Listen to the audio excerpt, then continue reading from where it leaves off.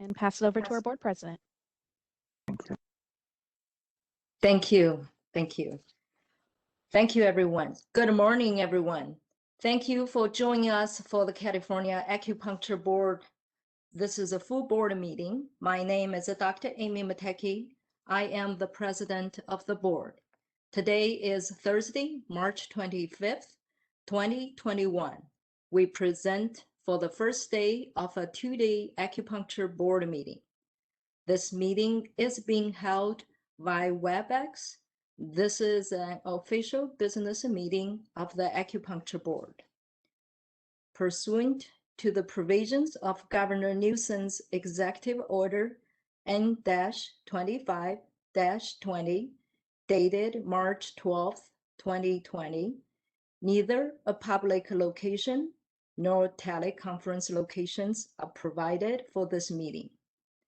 For all those wish to participate in this WebEx event meeting, please log on at the board website posted agenda on the day of this meeting. Since this meeting is conducted by WebEx, I will ask all board members and speakers to announce themselves by name before speaking for clarity of the official record. For the public, it is optional to announce your names. The board welcomes the public comments on any item on the agenda. It is the board's intent to ask for public comments prior to the board taking actions on any agenda item. Individuals listening to the meeting will have an opportunity to provide public comment and will be assisted by the DCA moderator, who will be facilitating the teleconferencing process. And the DCA moderator will explain the process for providing the public comments shortly. I make a few quick announcements here. The board will take 30 minutes lunch break from 1 p.m. to 1:30 p.m. and another 15 minutes break following in the afternoon. And also I want to welcome our new staff policy analyst, Mr. David Bergman, and for joining us. And then lastly, I just want to make a minor change with agenda item 10. So we will move right after agenda item number 3. Appreciated the chair of the committee, license committee this morning has done wonderful work. So for refresh everyone's memory, I would like to move the item 10 to right after 3. So I would like to call to orders.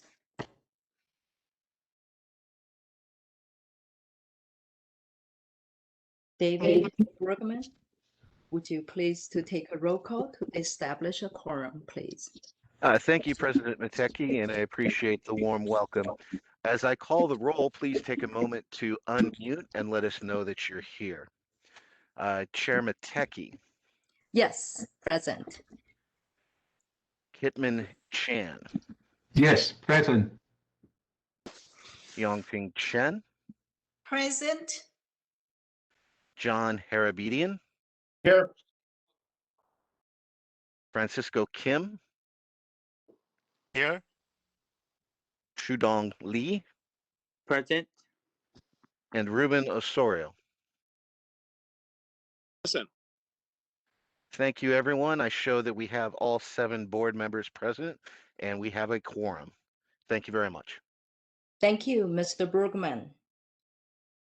We will now move on to agenda item number 2. As licensees are in the process safely to reopen their clinics, students, instructors, school administrators, CE providers, and entrepreneurs are preparing in-person education and training. Professional associations continue to address their members' needs. Our stakeholders have worked closely with the board came together to establish standards that place the protection of Californians as our priority. We appreciate your continued support and collaborations with the board. We are currently conducting an occupational analysis of the acupuncture profession in California. The board thanks to those who has already submitted the surveys, and also we would like to encourage the participation of the California acupuncturists to continue complete the occupational analysis survey. This will identify the knowledge, skills, and abilities required to perform the current practice of California licensed acupuncturists. Result of the occupation analysis will be used to update and improve the California acupuncture licensing examination. Participation by the licensed community will help define what is required to practice acupuncture safely and effectively at the time of licensure. Full CEUs will be given to those completing the survey by May 5th, 2021. And it has been through collaboration with all our stakeholders that the board has accomplished what it has in the past year. Here, I would like to also thank our Department of Consumer Affairs, the Director, Kimberly Kishmeyer, for her leadership, her team, and Solid for the support for our board. I want to especially thank to our board executive officer, Mr. Ben Boudia, and all board staff for your diligence and flexibility to maintain the board operations during this pandemic time. Finally, I want to thank our board member for your services and for your ongoing contributions to the board. As we move forward in this pandemic challenging time, please keep in mind the board is upholding its highest priority of public protection. Now let's move on to agenda item number 3, public comment on items not on the agenda. The board will now hear public comment on item not on the agenda. I would like to remind the speakers to not comment if the item is agendized for today or tomorrow. Please limit your comment to 3 minutes. I will now turn it over to our moderator. If any members of the public would like to make a comment. Moderator, could you please facilitate the public comments? This is the moderator, and at the direction of the board, I have opened up the Q&A feature for public comment. Members of the public, if you would like to make a comment for items not on the agenda, please click that Q&A icon at the bottom right-hand corner of your WebEx screen. Currently sharing instructions on the screen for your reference, and in the Ask field, typically in the lower right-hand corner of your WebEx screen, please type, I would like to make a comment, and send to all panelists. And it looks like we do have one individual who has requested public comment. Neil Miller, you'll be given 3 minutes to speak and a 30-second warning. I am unmuting your microphone now. My name is Neil Miller. I'll try to get it done in 3 minutes. I apologize for stuttering. It's from the COVID. So, greetings, board members. My name is Neil Miller. I'm the CalAtma president. Good decisions today require an understanding of history. The Little Hoover Commission report gives some good history that is relevant today to have a foundation in the decisions that you'll be making. The questions asked of Little Hoover and the questions Little Hoover asked of the professional leaders to answer are as relevant today as then, and should be part of the background given to the CAB members in making decisions. it is relevant in today's decisions looking to tomorrow and next year's sunset review. I have sent Ben a copy of the questions asked and my answers from the Little Hoover Commission. Need to know the questions if you're going to make decisions and with answers to issues that need to be resolved. I was thinking of Mr. Harabedian this morning, thinking about this. I thought of a lawmaker or a regulator or a lawyer needing to understand history, the Constitution to make laws, enforce regulations, or be a legal counsel. So I hope looking at these questions that I've given to Ben and my answers will give you all some answers that you need about the decisions that you'll make regulating the profession and to protect the consumer. Thank you.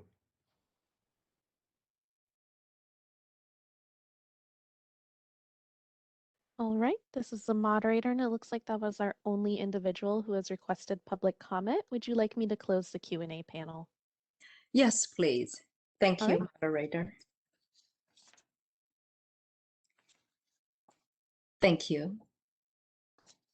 So as early I mentioned, let's move to the agenda item number 10, report from Licensing and Examination Committee Chair on March 25th, 2021 committee meeting and a possible action on any recommendations. Committee Chair, Kidman Chen, please. Yeah, this is Kidman Chen. And this morning, the committee had a meeting and discussed the change and making change and for the recommendation by the staff. And the committee and decided to bring this recommendation to the full board for the consideration for this proposed change the language and to consider and any possible action.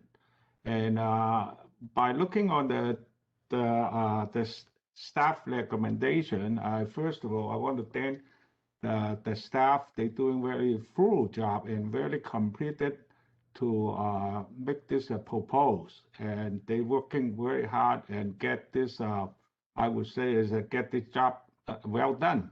So I don't, Dr. Chen and one of the member of the committee and me and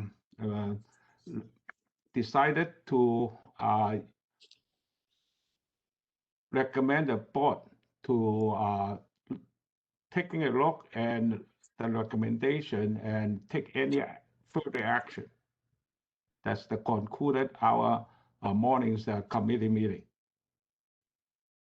Thank you. Thank you, Chair Chan. Are there any board member have comments?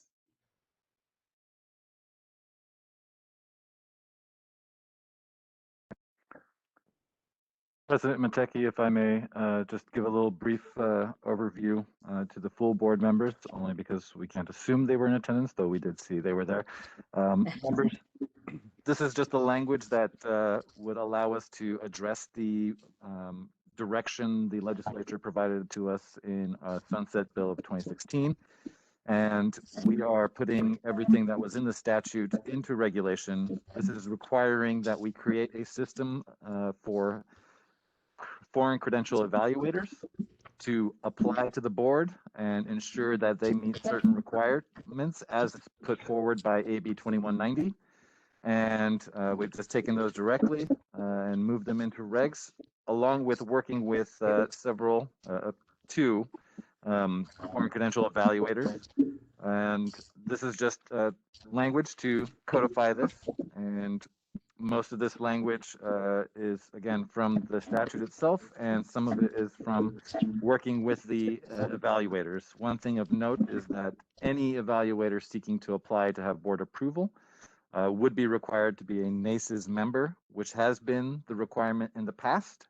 The additional requirements, as you see laid out before you in these regulations, would be confirmation of certain processes and procedures that those evaluators use. And while it may immediately limit the number of evaluators that the board would be able to use once this goes into effect, it would allow for that greater scrutiny and for the evaluators to tailor their evaluations specifically to the acupuncture board. I'm saying that only in that they know what the board is looking for. We've met with these two, and we know that they can access that information.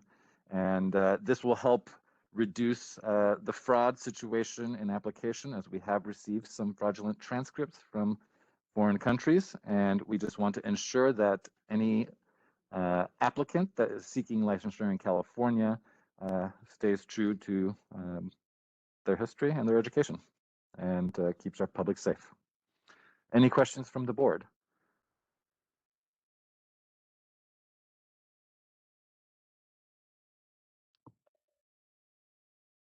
Just as an advisement, staff would like for the board to approve this language so we can move it forward, and we'll take it back and start finalizing it. There were and clean up any of the items that are addressed and continue working with legal counsel. If there's no questions, This we is would look, please. This is Yongping. I forgot how, should I raise my hand, right? Before I speak, should I raise my hand?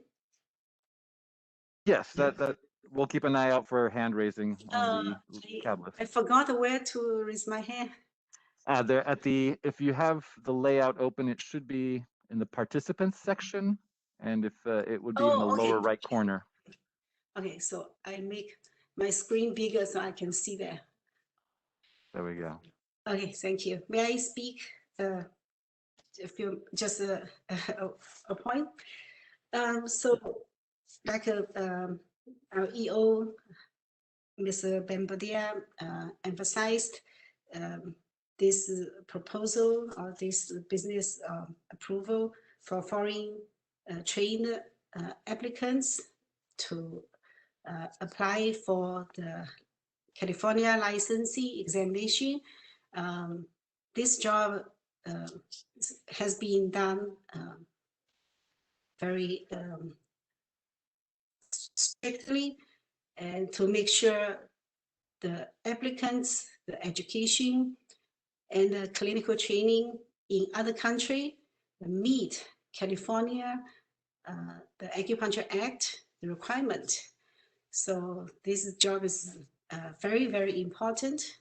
I don't know how many foreign applicants, what's the percentage, no matter how many, but it is very important, very necessary to work on all the details to make sure they really qualify for apply the examination and further to acquire a California license, acupuncture license. So that's my impression. Thank you. Thank you, Dr. Chen.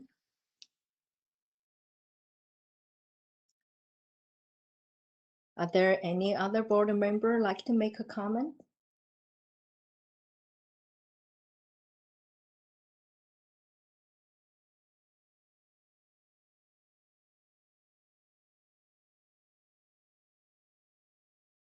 So I would like to echo what Chair Chen has said.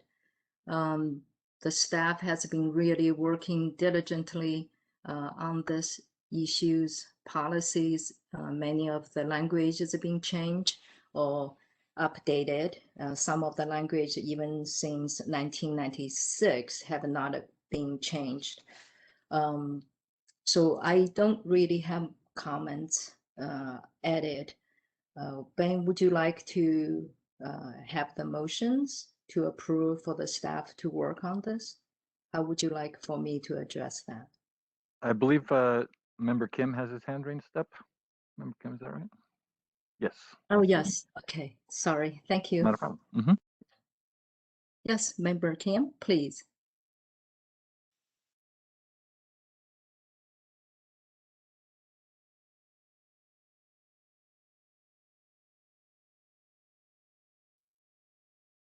We cannot hear you, Member Kim, but I see you are muted.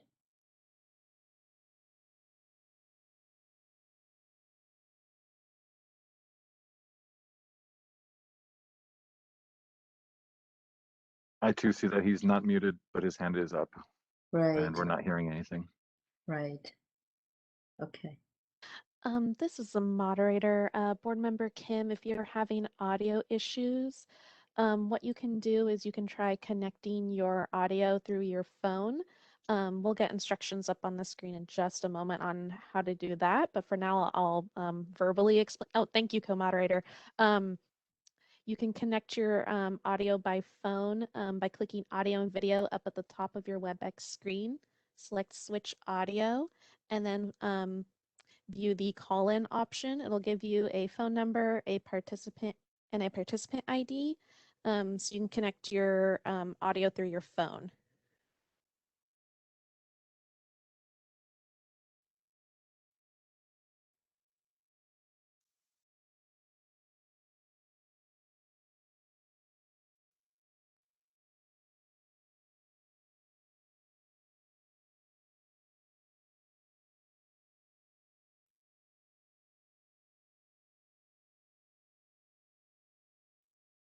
So when the member Kim tried to get connected, so I just wanted to see any other board members have any comments.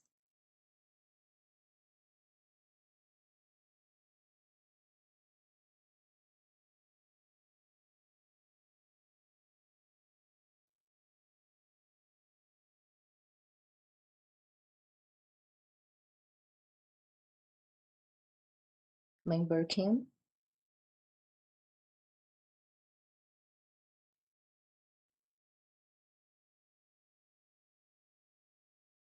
Can you hear me now? Yes. Go ahead, please. Okay. All right. I have a quick question regarding this transcript evaluation agency. Are they doing the same reviewing? Are they the same one that reviewing all other transcript, foreign transcript, especially for other healthcare professions?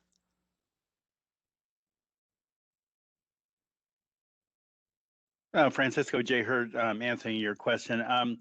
We just work with them in terms of them being NACIS members and they're available to it. To my understanding, I think the answer is yes, that they do that. But we just know that they're able to be used for evaluating the curriculum needs that we have for foreign applicants. Okay, so this is not just for the acupuncture licensees, right? I mean, the foreign graduates, like acupuncturists. So they Correct. can they've been doing all other evaluations before, right? Correct. As in they Okay, evaluate got it. Thank other you. domains, other specialties. Now, we aren't using the evaluator for medical degrees. I forget the acronym for that one, because ours requires NACIS specifically. So based on statute. Thank you. That will answer my question. Thank you. Thank you, Member Kim. Are there any other board member have a comments on this before I open up to the public? Hearing now. Okay, let's open up to the public comments on this. DCA moderator, will you please facilitate the public comments? This is the moderator, and at the direction of the board, I've opened up the Q&A feature for public comment. Members of the public, if you would like to make a comment on this agenda item, please click that icon with the question mark within a square located at the bottom right-hand corner of your WebEx screen. I'll go ahead and pause a moment to allow the public time to access that Q&A panel and submit their requests.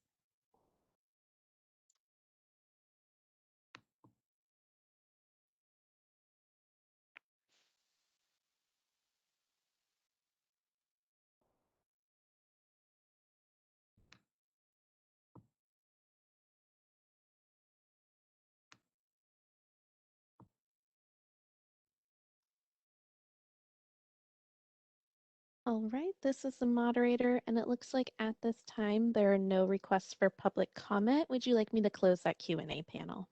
Yes, please. Thank All you. right. Q&A panel is now closed. Thank you, moderator. So now let's move on to agenda item 4. Let's go back. Point of order, Madam President. Yes. Staff would like to request that the board make a motion to approve this language and start the rulemaking package for AB 2190 regulations. And you can Thank just you. say so moved, and legal counsel Chanyu, would that be all right if she says so moved? Or would you like us to read the entire formal language? I think that for purposes of the minutes, I think it would be a good idea to reread the motion, so as you know, it's clear what the language of the motion is. And then Thank you. Do Christine, I? Go ahead. Christine, could you please provide a sample motion language? Or actually, I'm looking up a memo too. Yes, There there we go. is, Thank you. yeah, recommended motion language. If you want to go and view one, there is one under the telehealth, tab 21. And would you like me to read through it? And I can insert the appropriate regulatory sections. Yes. Go ahead and do that. Okay.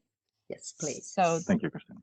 the motion to approve would be, I move to approve the proposed regulatory text for Title 16 CCR sections 1399.411, 1399.413, 1399.414, 0.416, 0.416.1, 0.416.2, 0.417, and 0.419.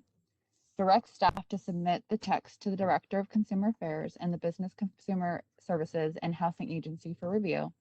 And if no adverse comments are received, authorize the executive officer to take all steps necessary to initiate the rulemaking process, make any non-substantive grammatical and/or technical changes to the package, and set the matter for hearing if a hearing is requested by the public. If Thank you, anyone, Christine. please go ahead. Sorry. Go ahead. For if any board member wants to make that motion, you can just say so moved, Yeah, I'd like to make a motion please. because it's too long, just make a motion to for the staff, the recommendation to go ahead to change the proposed language. this is for changing DC legal. So am I understanding that the motion is to go ahead and go with what staff has just proposed in terms of the motion language? Yes. What's the motion language? Is that should be appropriate? Christine just read it, so you can go ahead and just say so moved. Yeah, so moved then. Thank you. Do we have a second? I second this Yongping Chen. So noted. Madam President, you can open it up to public comment now. Yes. I open to the public comment on this. Moderator, would you please help to facilitate? Thank you. This is the moderator, and at the direction of the board, I have opened up the Q&A feature for public comment. Members of the public, if you would like to make a comment on this motion, please click that icon with a question mark within a square located at the bottom right-hand corner of your WebEx screen. I'll go ahead and pause a moment to allow the public time to access the Q&A panel and submit their requests.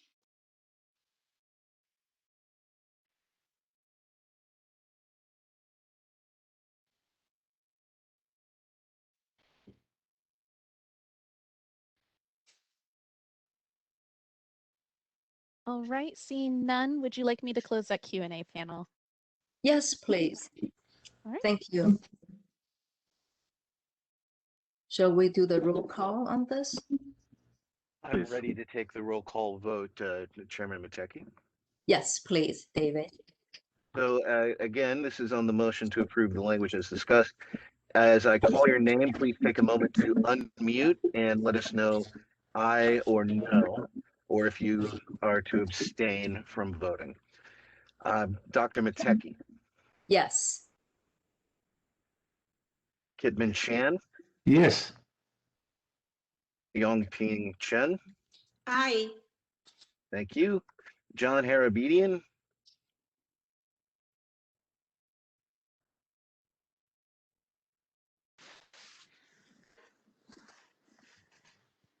could you please unmute Mr. Harabedian?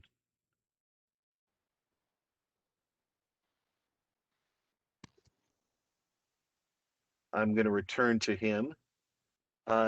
Francisco Kim, Yes. thank you. Shudong Li, Yes. Ruben Osorio, Yes. and Mr. Harabedian, what is your vote on the motion?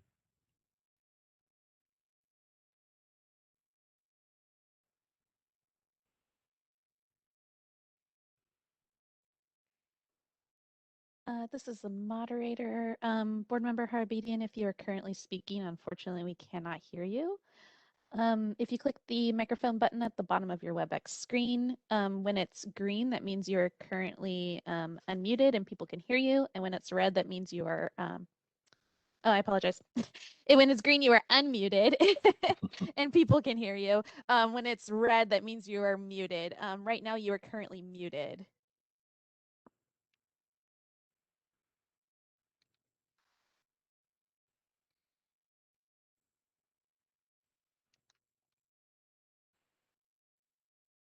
Legal If you'd counsel, l- can we go ahead and put this motion on hold and perhaps come back later to open it up again for Member Harabedian's vote? At the moment, we do have Well, it's majority opinion. I'm sorry, I'm here. Nope, I vote in favor. Sorry. Thank you, Mr. Harabedian. So I show that all members of the board will vote in favor, 7-0. The motion passes. Thank you. Thank you, David. Thank you, Thank you. everyone, for working on this item. I know there's a tremendous work on this, but I really, really appreciate the staff and the board members working on this. Thank you. So now let's move on to agenda item 4. Review and possible approval of the December 17th to 18th, 2020 board quarterly meeting minutes. You all have reviewed the minutes. Would any board member like to discuss them? I'm available if there are any question or comments on the minutes. Otherwise, we'd love to hear a motion to approve the minutes. So moved. Do we have a second? I second. Thank you, Member Kim. Thank you, Harabedian. So we will now open to the public for comments on the board minutes. Moderator, please help. All right, this is the moderator, and at the direction of the board, I've opened up the Q&A feature for public comment. Members of the public, if you would like to make a comment on this item, please click that Q&A icon at the bottom right-hand corner of your WebEx screen. I'll go ahead and pause a moment to allow the public time to access the Q&A panel and submit their requests.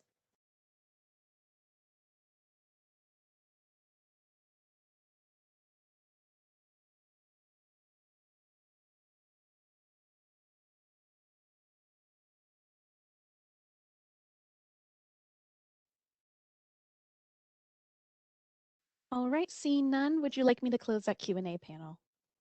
Yes, All right, the please. Q&A panel is now closed. Thank you, moderator. So, Dave, do we like to call quorum to approve the minutes? Absolutely. As before, if you hear your name, please unmute and let us know yes, no, or abstain.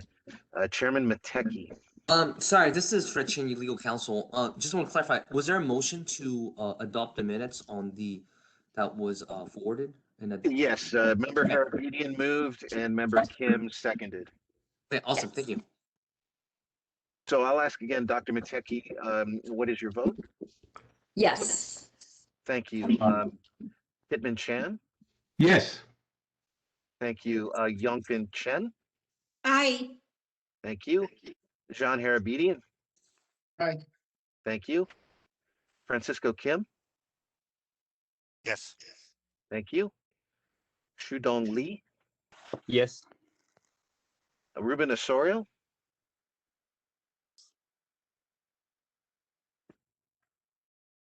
Member Osorio. Yes.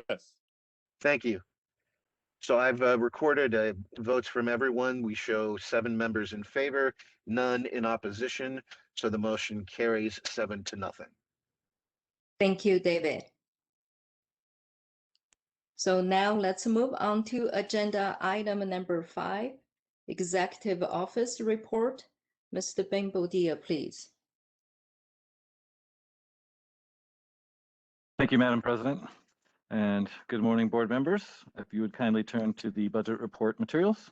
The first item we have is our fund condition. And you'll note that we are in the 2021 cycle, so the second column. And what you have here is our beginning fund condition and then adjusted beginning balance. And we did have the fees increase starting as of January 1st.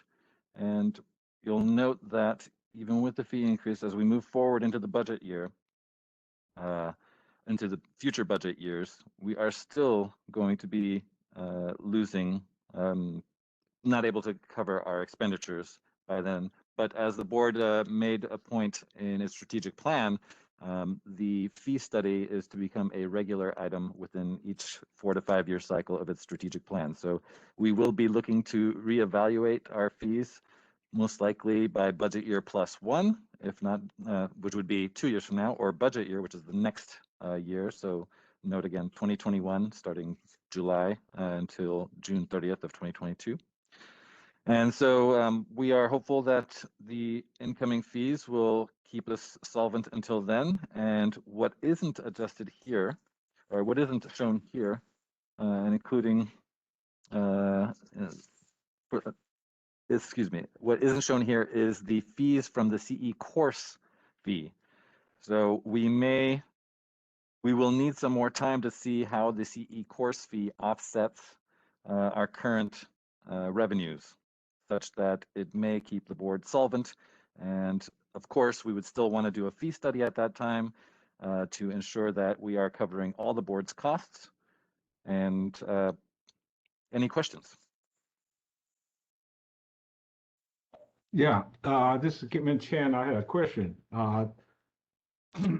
Just like you say, it looks like even though you increased the fees in January 21, and look at your fund condition, and it looks like every other year we're still short of the money. And so it's that we are the reserve in after the year 2021, then we become only 3 months, which is I think below the standard. I remember is at the 6 months minimum. So what is the board we will going to do with balance the budget for the next 3 years? It looks like every next 3 years, every year is a loss. I mean, a deficit by 500,000 up to almost $1 million. So, and also the reserve is only for 3 months on the year 21, 22, and less than 1 month on year 2022, 23, and then negative, which means is we run out of money, doesn't have money for the operation, and for at least for 1.1 and 6 months. So 1.6 month. So it's a right now you propose to increase the fees, but still not enough to absorb those costs, the expenses. And unless we have another way to increase any other fees in different area, otherwise we have to consider to cut the expenses and cut the expenditure in order to balance the budget. And that's what I hope you guys have to looking into that, because it's a even though you increase the fee, it's still not enough to balance the budget.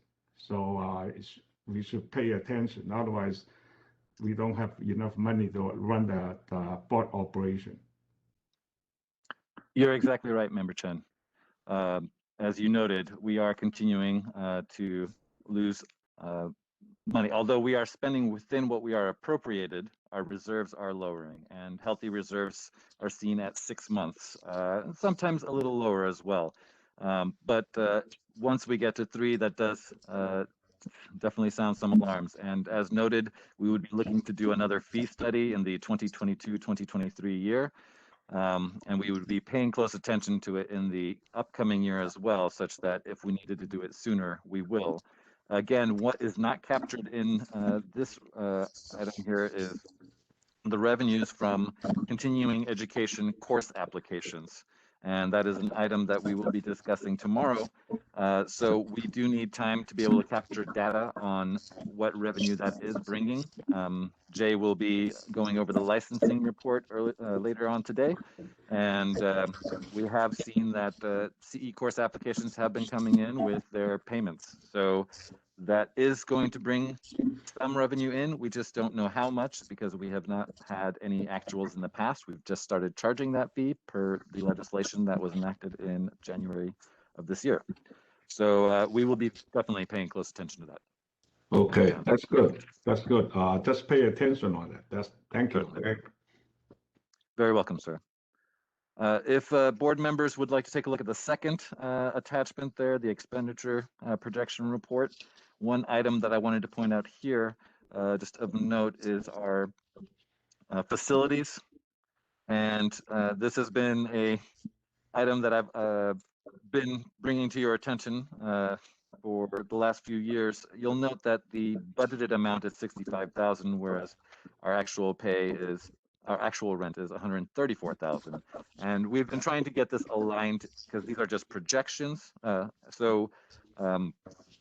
You'll note that we're $78,000 over that allotted amount, and that's not legally allotted. That's just the projected amount that was cost. Now that number, just as a reminder to our board members, is from our previous lease agreement and was never updated when we moved to our location here in Natomas.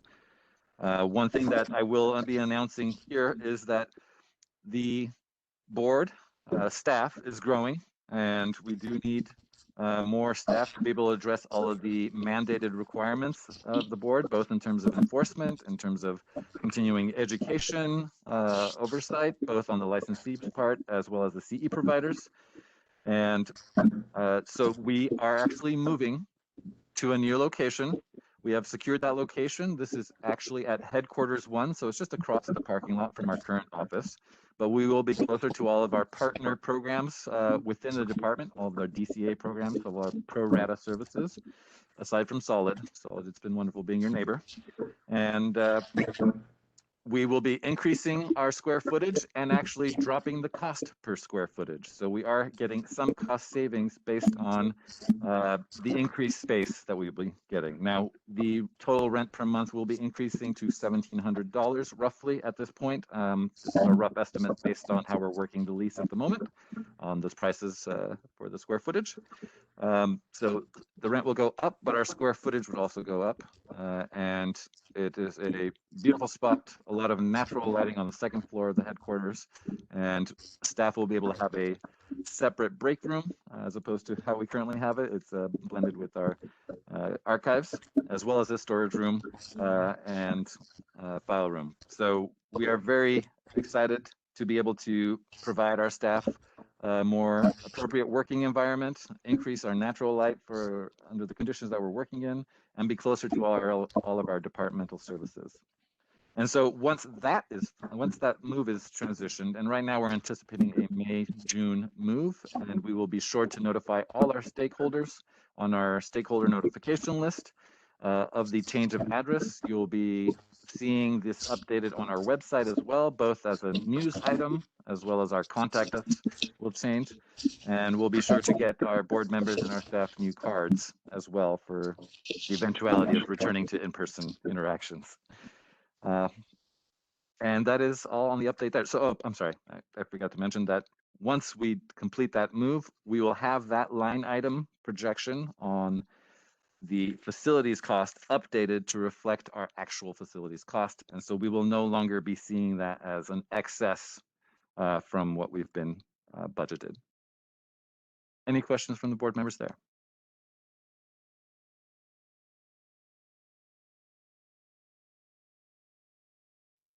Hearing none, we'll go ahead and move on to the next item. Staffing update. In January of this year, we received our staff services manager for the central services position was vacated, and Jay, myself, and our admin staff immediately turned our attention to getting this position re-advertised.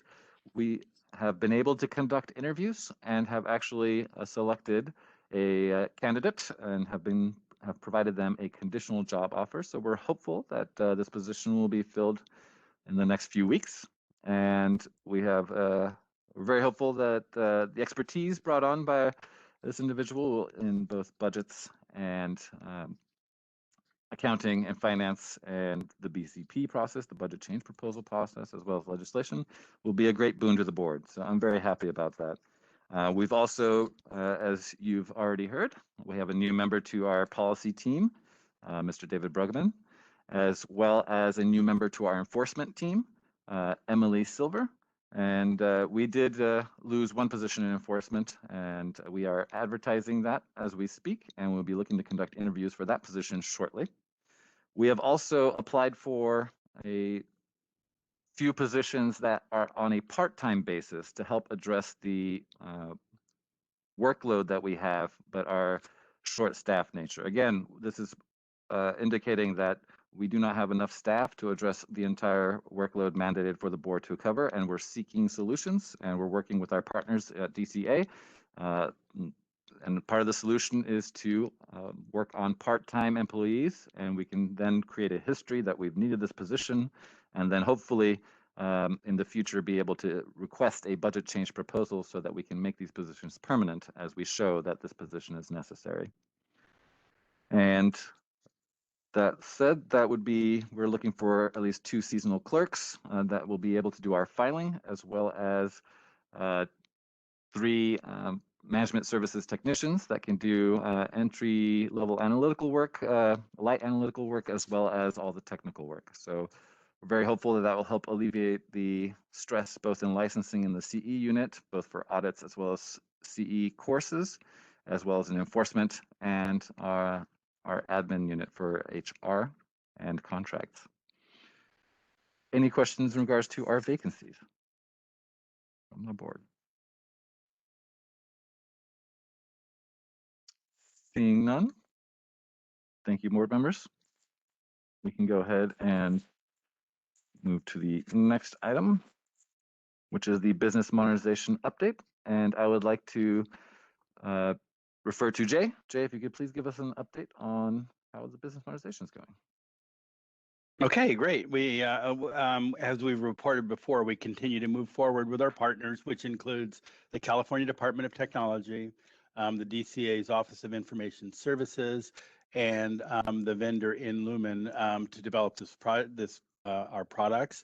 We're also being able to do this on an economy of scale as we've partnered up with in a cohort with other boards, including BPPE, the Bureau of Private Post-Secondary Education, and then the Chiropractic Board of Examiners, and also the, what is it, BPELS-G, what is it, Bureau of Bureau of Engineers, licensed surveyors and engineers, something along that line. They're our partners in working with this plan.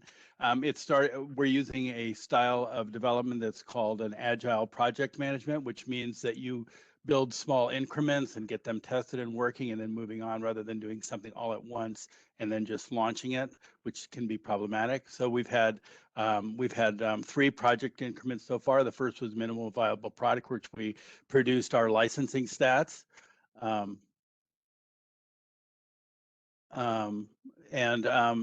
Sorry, I got distracted there for a minute. And then moved on to and also the first one included the examination process. Then also we moved on to project increment 2, which brought in some more functionality in terms of the exam re-exam parts. And now we're in project increment 3, which are basically these are periods of about 3 months of development that we've moved on to developing our CE provider portal, course approval portal, and ability to take payments there. And so we'll continue to move ahead. And so far, the project is moving ahead, and right now people are able to renew online. They can apply for the exam online. They can do an exam retake online.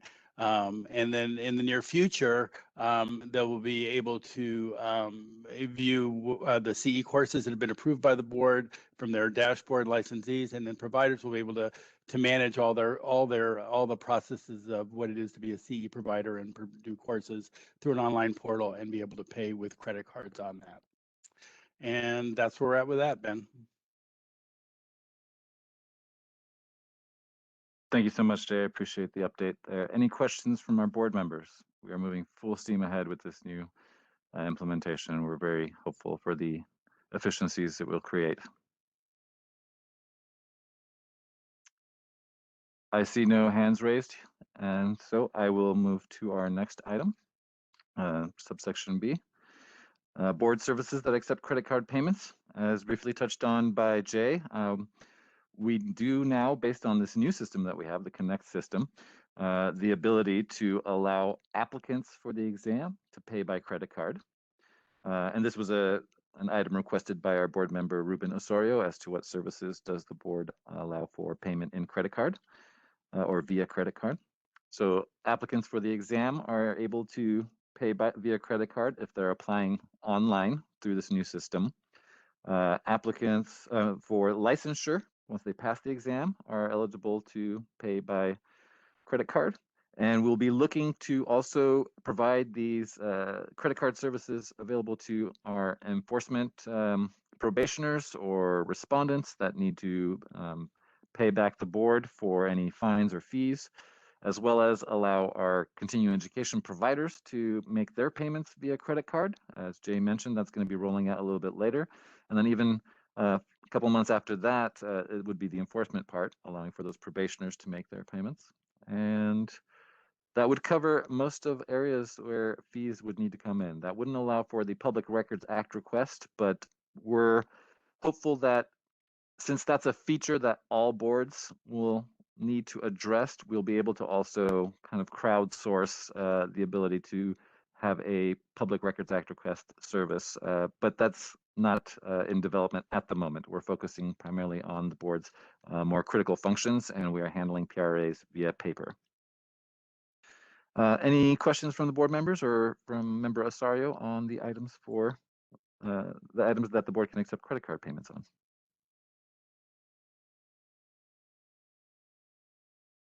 I see Member Chen. You have a question or comment?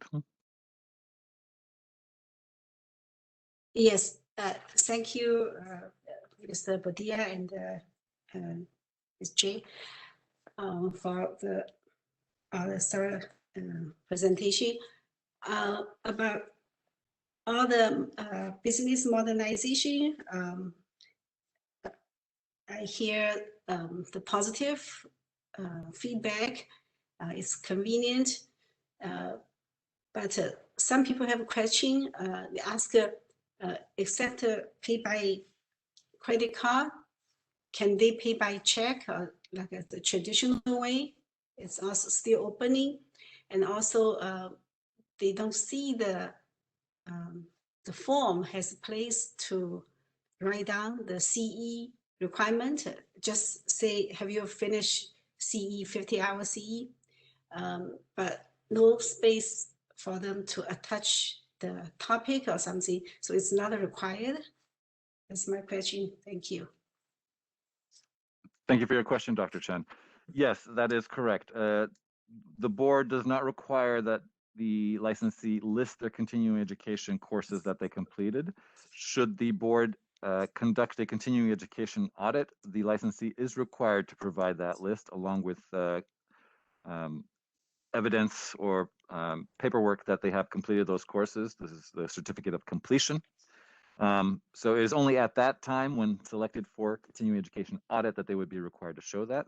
What we do have is the attestation. So the licensee still has to attest under penalty of perjury, as this is a requirement for licensure, that they complete 50 units of board approved courses. They're welcome to take as many units as they want for their own personal education, but for the purposes of renewing, it must be 50 units of board approved continuing education. And so that won't, this streamlines the processes as the board doesn't have to track now additional pieces of paper and can just request that at the time of selection for a CE audit. In regards to paying by check, while this service is still available, we are trying to phase it out as much as possible as it does require more overhead to address. Staff needs to have, we need to have a resident cashier on hand. We currently do because the system is obviously new. But we are looking to move as much of our transactions to online as possible. Applications are still available. Paper form applications are still available. We do urge our licensees to try the new system. And if you are looking for a paper form, you would need to obviously send it by mail. Although the system does allow for ATM cards or debit cards, excuse me. As long as there's a Visa or a MasterCard symbol on it, service available with that. Okay, thank you, Ben. So people will still, the LACs, they still feel they receive renewal letter like a prior, like 2 months ago or some time period for them to prepare to respond, right? Correct. We've been working with our print vendor, our printer contractor. The notice now goes out 60 days before the expiration of the license. We do not provide a renewal form. We provide a notice that it is time to renew with the web address for them to be able to come to the board's website and make the payment and attestation online. So this reduces and we'll be transitioning. We haven't been able to do it as of yet, but the plan right now is transition to just a postcard. This will cut down on the board's expenses for posting, and it'll also remind our licensees to go online. And once our licensees are also online, they'll have greater access to our board's services, and the board will also have another pathway to be able to get in touch with our licensees via the electronic format. Thank you. Yeah, right now the bankers or the business try to cut the paper letter notice. So the board probably will also go this direction. Indeed, there will be cost savings going to the postcard for renewal, and I'm hopeful that we might even be able to have a feature that would allow licensees to opt out of the paper version and just have online notifications. Mm-hmm. Thank you. Thank you, Dr. That's Chen. my question. Yeah, Ben. I see Mr. Hurt, you have your hands raised. Do you want to add? Yes, Yeah, please. thank you. Thank you, Amy. I just wanted to add in terms of accepting payments in our business modernization process, there's an effort for all the boards to be able to make all our payments available. Yeah, the cashiering payments available in the Connect system, at least to pay. Now, there may still be a paper process, but that can allow people to pay. So some of those other smaller, not used processes, we can still make available. So that'll be rolling out in time. I just wanted to add that to what you can pay for credit cards. And the other thing is too, is that the the licensing renewal application, even though we're not sending it, as with our renewal application, is available on our website online for people who want to renew on the paper process. But it's really efficient and easy for all of us, and it saves board resources to do it online. So we urge you to do that. Thank you. Very good. Thank you, Jay. So we should encourage people to use online. That would be awesome. Yes, Yeah. please. Yeah, maybe association can help to give their members some instruction to help them. Thank you. Certainly, Dr. Chen.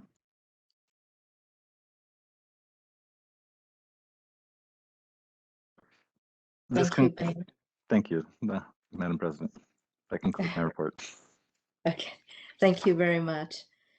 So should we open up to the public for comments? And Ben, please, if there's any question, you and your team can answer to the public. Certainly, we can definitely open it up for public comment. I would like to remind the board that public comment is for the board to hear comments from the public. It is not an opportunity for the public to ask the board or staff questions as to what's being discussed. Of course, if the board members have questions, we can answer those, but it's simply a time for the public to register their comments. Yes, yes. Thank you for the clarification. So moderator, would you please facilitate the public comments? This is a moderator, and at the direction of the board, I have opened up the Q&A feature for public comment.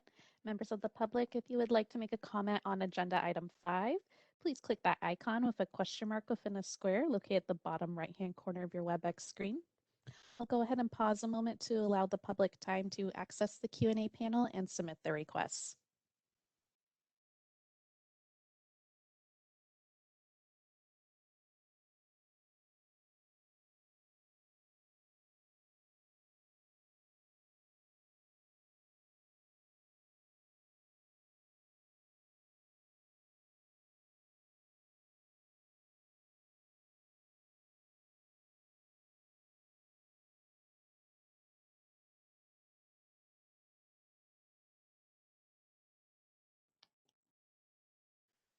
This is the moderator. Looks like at this time there are no requests for public comment. Would you like me to close that Q&A panel?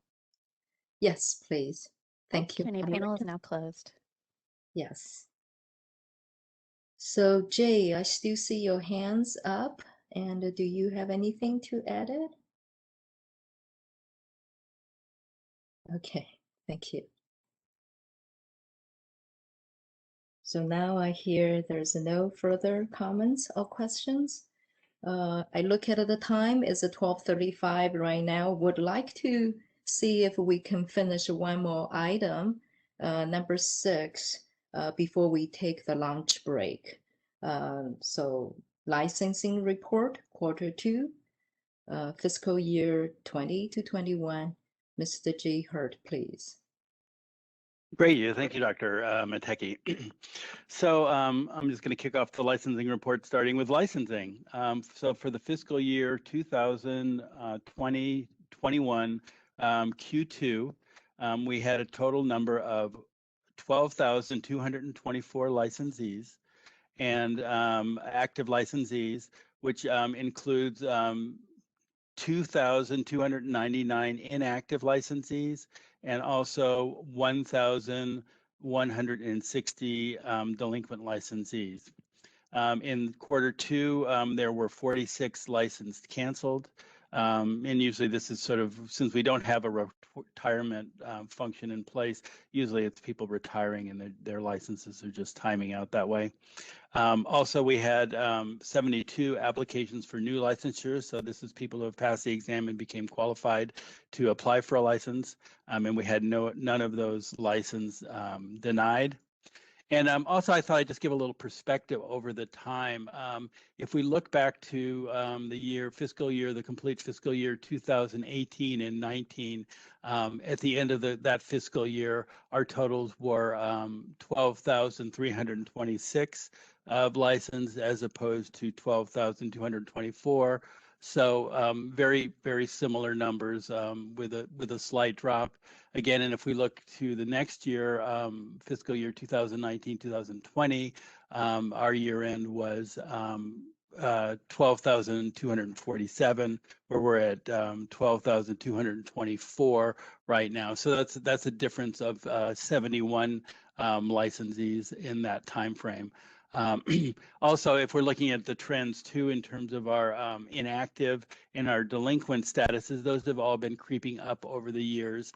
If we go back to 2018, 2019, we had at a year in total, we had 2,230 inactive and 989 delinquent. And the next year we had 2,268 inactive, so just slightly up. And then in terms of delinquent, 1,089 that's slightly up. And then that trend continued into this quarter, where our inactive is 2,299 and our delinquents are 1,160. So, you know, it's a small creep, but there is this tendency of slightly more people becoming inactive. And I think right now, pandemic related, I think that there is some more delinquencies along that line. Although we have had a licensee population that tends to run delinquent at times to some degree. Then I'll move on to the next item, which is continuing education for the fiscal year 2020-2021. In the second quarter, we approved 33 new providers. The course applications received in that quarter was 921. Of those 921 applications, 884 were able to be approved, and that was leaving 37 denials. And often the denials are just not following up for some information or something along that line, and can be reapplied for at a later date. Our total number of providers at the end of quarter two was 542, which has dropped slightly from the previous quarter, which was 590. And then overall, we've issued 1,697 total approvals to be a provider for continuing education, with the ones that are active at 542. And just these numbers aren't reflecting what's been happening since January with our new fee increases, but and we look forward to providing the data on that one. But we have not seen any really decrease in the number of applications or provider applications. The CE desk was expecting to kind of have a lull because there was a little bump of course approvals with people trying to get in, without having to pay fee at the end of the year. But contrary to what our thoughts were, it's been a very robust, application process on the part of our providers. So we're encouraged by that, and generally, people are working with the system, working with the new fee studies, and getting their courses approved. So we're not seeing a drop in those applications. So just for perspective on that. In terms of our fiscal year 2020-21 acupuncture educational and training program, these are the schools that have approved curriculum by the board. In our quarter two, there was 5 applications for application of board approval of a curriculum approved. I know 3 of those were applications of a school that were currently approved, just moving to a doctoral program. And then there was another program that had changed their names and moved to a regional accreditation and needed to go through a reapproval process on that. And then the last one is a school that was formerly approved by the board that had dropped out at one point because of some needs for additional accreditation, and they've actually applied again. So the results of those are not in yet, but we did have. But my point is on that most of these schools are current players. They're not brand new programs coming in with those 5, which is kind of an unusual stat to have 5 like that. So that's why I highlighted that. And then in fiscal year 2020-21 acupuncture tutorial training, there were 6 new applications for tutorial programs, and in that quarter 3 programs were approved to begin training. There was one program that was completed and one program that was terminated. And if the previous quarter, we had a number of programs terminated, and that was just the fact that we did a very close audit of the program, and people that had not responded for a period of time were queried and asked, and if they didn't respond, their programs were seen to be abandoned or terminated. So, but this quarter we only had one. And then one program was terminated. And with our current total of approved tutorial programs that are active and underway is 35. And then for our fiscal year 2020-21 examination report for Q2, we had 101 applications for initial exam received. And of those 101, 64 were closed and approved to take the exam. In that period, there were 84 first-time test takers, and there were 20 retakers, with a total of 104 exam takers for that period of time. I just want to kind of note something in terms of it. There's some things that have gone on with our exam in the last number of years that are kind of noteworthy. One was the move to computer-based testing, and the other one was a pandemic that was really, really difficult for both students and training programs, and really impacted their ability to function and operate and grow as they had been in the past. And so if in 2016, for the fiscal year 2019 to 20, there was 506 new takers in that year and 411 retakers. In 2017, we had 484 new test takers and 382 retakers. In 2018, we had 429 and 473 retakers for a number of 922. So that was that. So basically, our test takers have dropped significantly because of both computer-based testing and for the pandemic. So in our recent quarter, our last period of 6 months, we had 144 new test takers, and our total test takers, and well, actually, sorry, I'm bungling my my numbers here. We had 129 first-time takers, and this is for the last 4 months, and 144 takers overall. So that dropped the numbers to 59. So significantly, what I was really trying to tease out here is that we've had really a huge drop in retakers, both during the pandemic and it seems like from computer-based testing. That's where we're at with that. In terms of our exam results that are from the period of 7/1/2020 through 12/31/2020, for our first-time takers, we had 129 passes, 32 fails. That was an 80% pass rate for the first-timers. And then overall, there was 144 passed, 59 fails, including retakers, for a 71% pass rate. And we feel like the exam's performing when we're getting a rate between 65 and 75 in that range overall. And so it seems to be on track for what we're expecting right now. And that concludes my licensing report.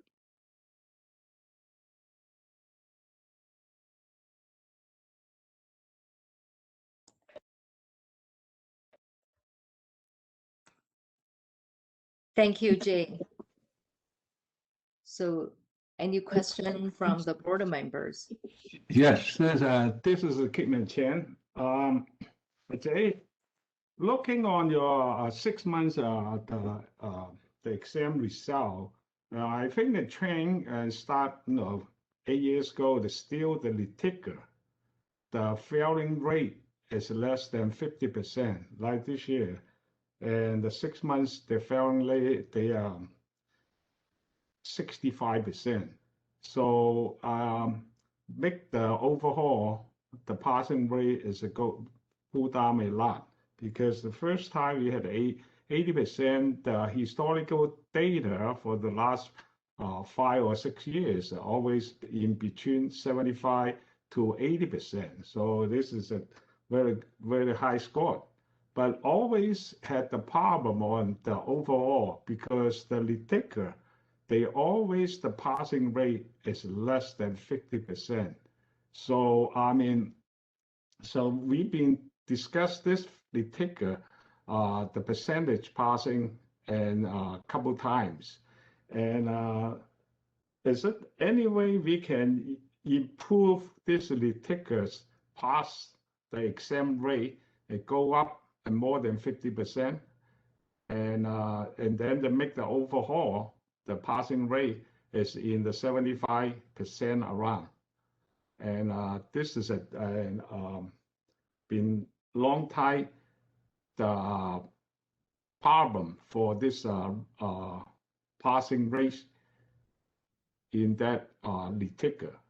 So do the board have any thinking about this, talk to the school and talk to the examination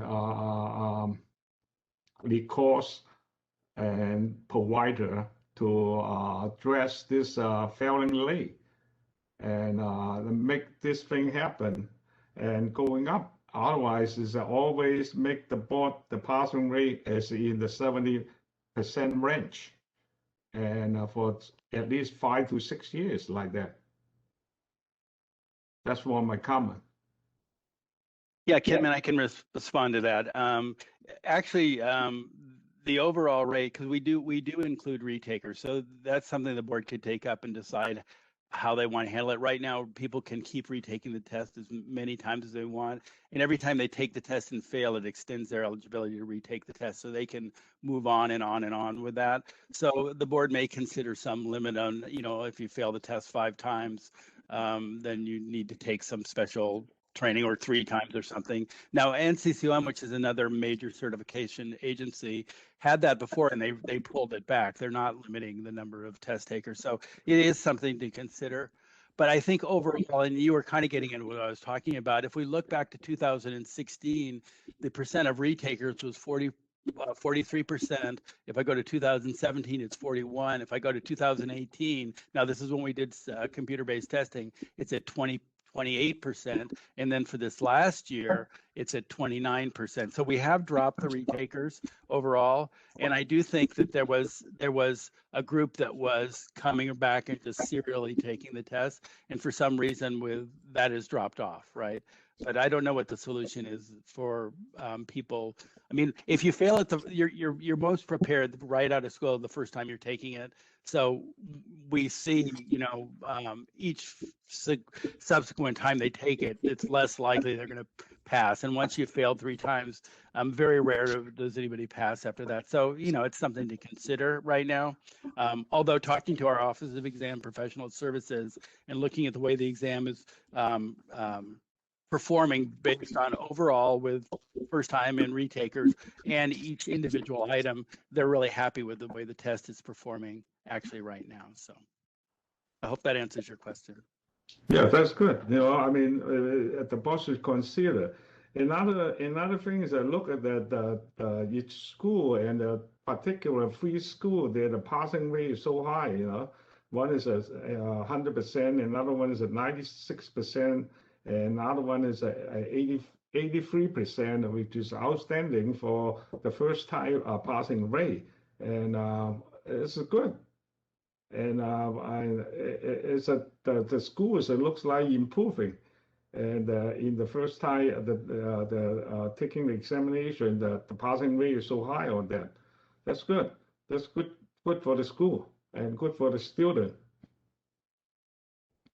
Well, and when we're looking at these results too, if you see a lot of the 100%, they had very few students taking the test. And our programs that are offering more, students to test, even if they have one failure, it can really drop their rates and things like that. So, it's interesting to look at how many students each school is doing as well when you're looking at those statistics. Yeah, you look at this Pacific College, they had 24 people taking the exam, and only one fail and 23 pass, which is a 96% passing rate is very good. Another one is that the acupuncture integrate medicine college, 5 people taking the exam all passed. It's 100% pass.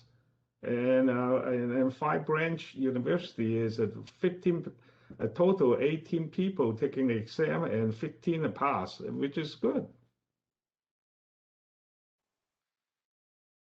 And this is looks like they're good for the student. They looks like they study hard, and the pass make this passing rate is so great. Yeah, and that is reflected. This is Jay Hurt speaking again, in the overall total of 80% for first-time test takers. So I think that is a good takeaway that the schools are doing. They're able to, the first-timers are able to address the test adequately. So yeah, That's good. Yeah. So just how do we improve the retaker? That's all. I mean, it looks like the first type takers, they always in the 70 averages around 75 to 80% and this range, but the retakers are always below 50%.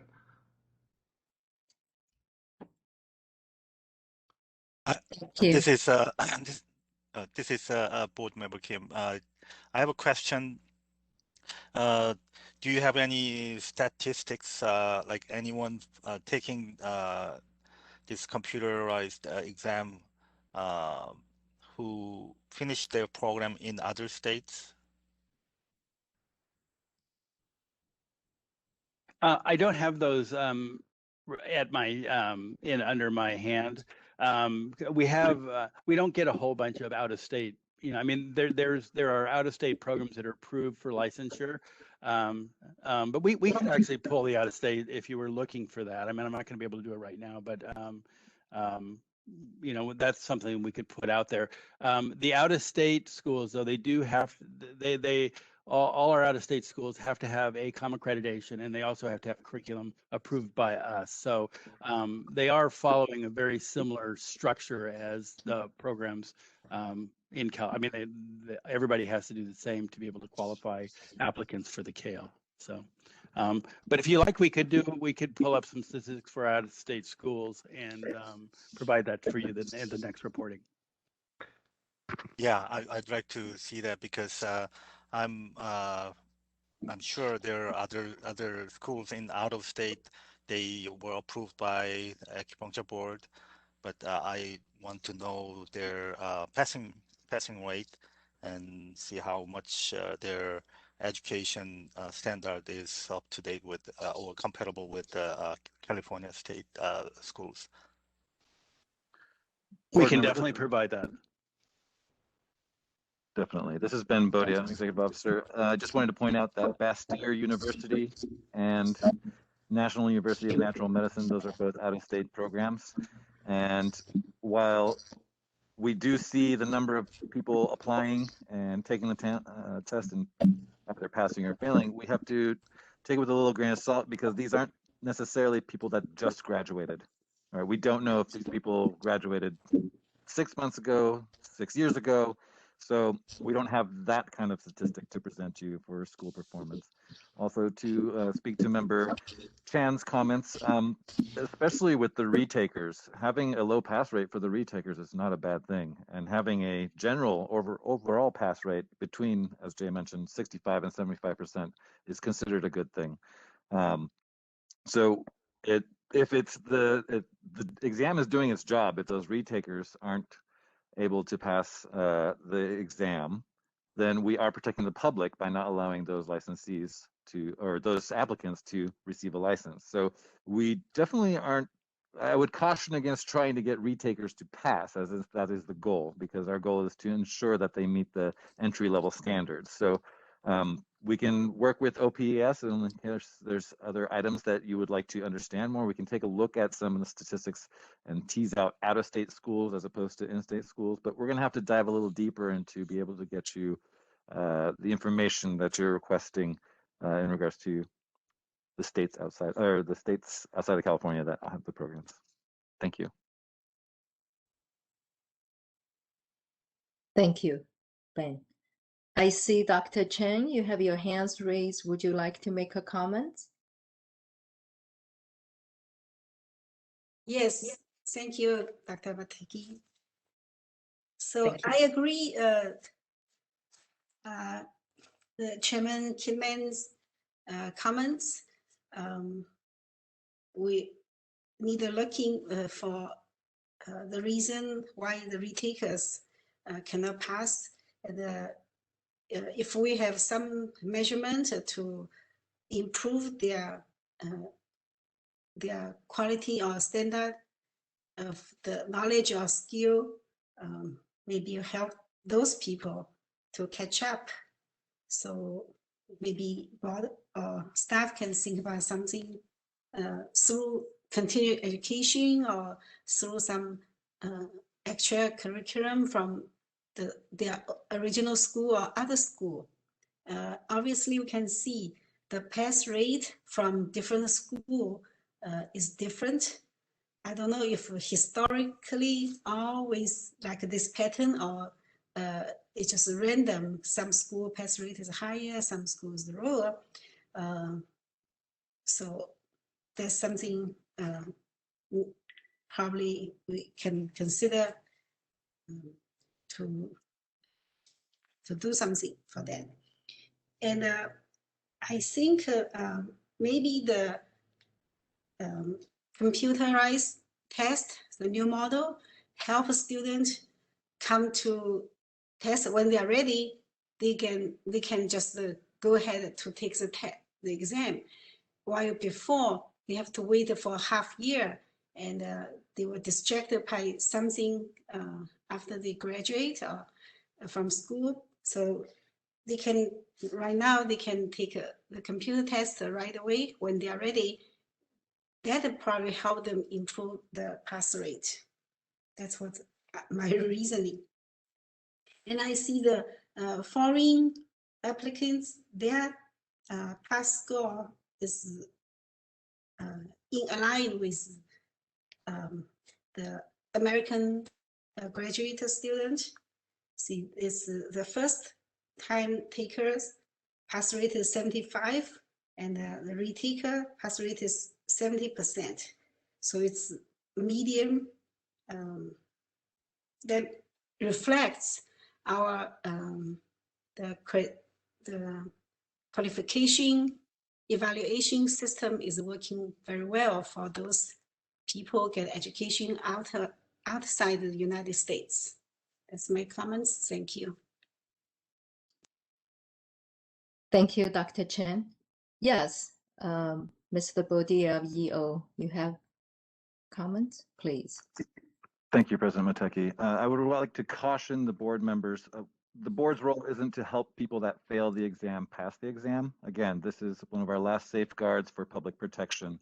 The board can definitely step in and say, require stricter measures or qualifications to ensure that there's public protection by, we had discussed earlier, limiting the number of times, which seems to be moving out of vogue. But perhaps as Member Chan suggested, the schools could then offer a program. It's not incumbent on the board to qualify these licensees, these applicants for licensure. These applicants must prove that they can practice. So I would caution you on considering doing things to help those that don't pass. We want competent entry-level practitioners entering the market. Thank you. Thank you. This is Fred Chan, UDC Legal. I concur in what Mr. Bodie has stated. The board's mission is one of consumer protection and to ensure that the applicants do meet all of the minimum licensing requirements prior to granting a licensure. Thank you, legal. Yeah, Dr. Chen, do you still have a comment? Yes, I totally agree. The EO Badia's the caution, and actually I meant that too. The field applicants, they can the board could have some regulation like limited time for 5 or 7 times, because the board really want to control the quality of the licensees. But they can take more class from the school. So, but we could just set some line for them to give a little, guarantee the qualification, their master of all the knowledges, clinical experiences. So I totally agree. For the public protection purpose, they have to show they are really qualified to get this license. Thank you. Thank you, Dr. Chen. I have a similar, I know earlier was mentioned about the rate takers, and I wanted just to say, I believe this is maybe one of the items in our strategic planning, the discussion, how many times the rate take test takers we would allow, or do we want to have a limitation? I know there was some discussions. I think today appreciate Jay with your team, the report, and also see the changing in this pandemic time. We still see the improvement, and from what I see, I am pleased with the result, with the passing rate for first time. And I agree with what Mr. Bodia has mentioned with the outside of the state, the schools, so not sure the details, the demographic of the students, how long they graduate, or how many times they have to take, all those information, maybe in the future, we can work on that. So I understand there is 104. I apologize for being delayed, but I like to finish these items, for the public. So there still will be a little bit delayed. Hope board members and everyone will be okay. Member Chen, Dr. Chen, do you still have any questions? I see your hand is raised. Oh, no. Okay. So any questions or comments from other board members? No? Okay, so I would like to open up to the public. Moderator, would you please one question is, let me ask Bodia, should we open this after the lunch break, or what the board would like? We can certainly do it after we come back from the lunch. Certainly. Legal counsel Chan Yu, is it allowable for us to pause here and then open for public comment after the it is, although I would recommend that we take public comments now, because if we take a break now, it may just kind of break the continuum of the item.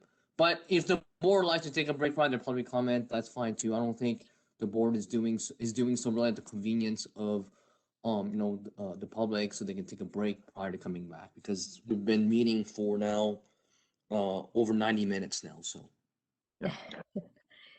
Thank you, legal. Yeah, so I think maybe let's do that. If you are okay, board member are okay, I would like just pause here, and then we can reconnect it.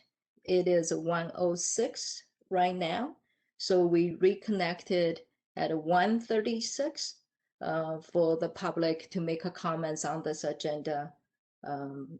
So let's just pause here and thank you guys. Thank you, President Matecki. Thank you. All right, this is the moderator. We will return at 1:36, and then we will take public comment for agenda item 6. In the meantime, Thank you. thank you. I'll make sure everyone's mics are muted while we're on break. Thank you.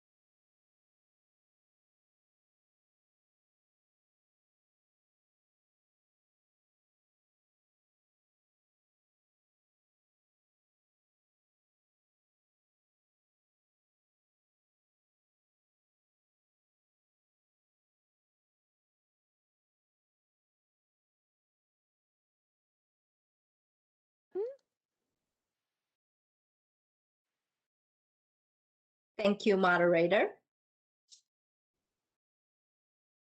So let's see if all the board members here. So Ben, are you here yet? Mr. Bodia. I am present, Dr. Matecki. Okay, thank you. Hmm? Would you like to find out if it's all the board members here, or do we do a roll call? This is David. I'm happy to take the roll. Yeah, let's do that. Okay, David, thank you. If you hear your name, please unmute and let us know that you're here. Chairman Matecki? Yes, present. Great. Kitman Chan? Yes. Yongping Chen? Yes, Dr. Beck. Great. John Harabedian?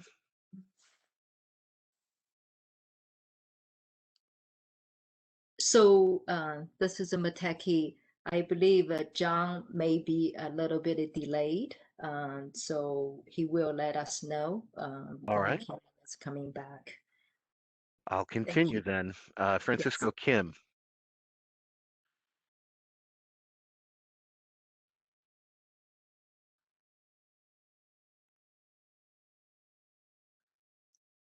Francisco Kim, are you here, please?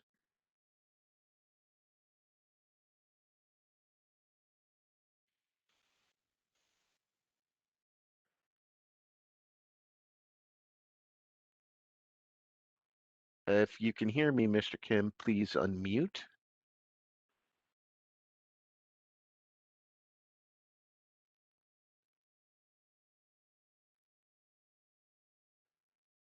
This is a moderator. I can try unmuting his microphone and see if that helps.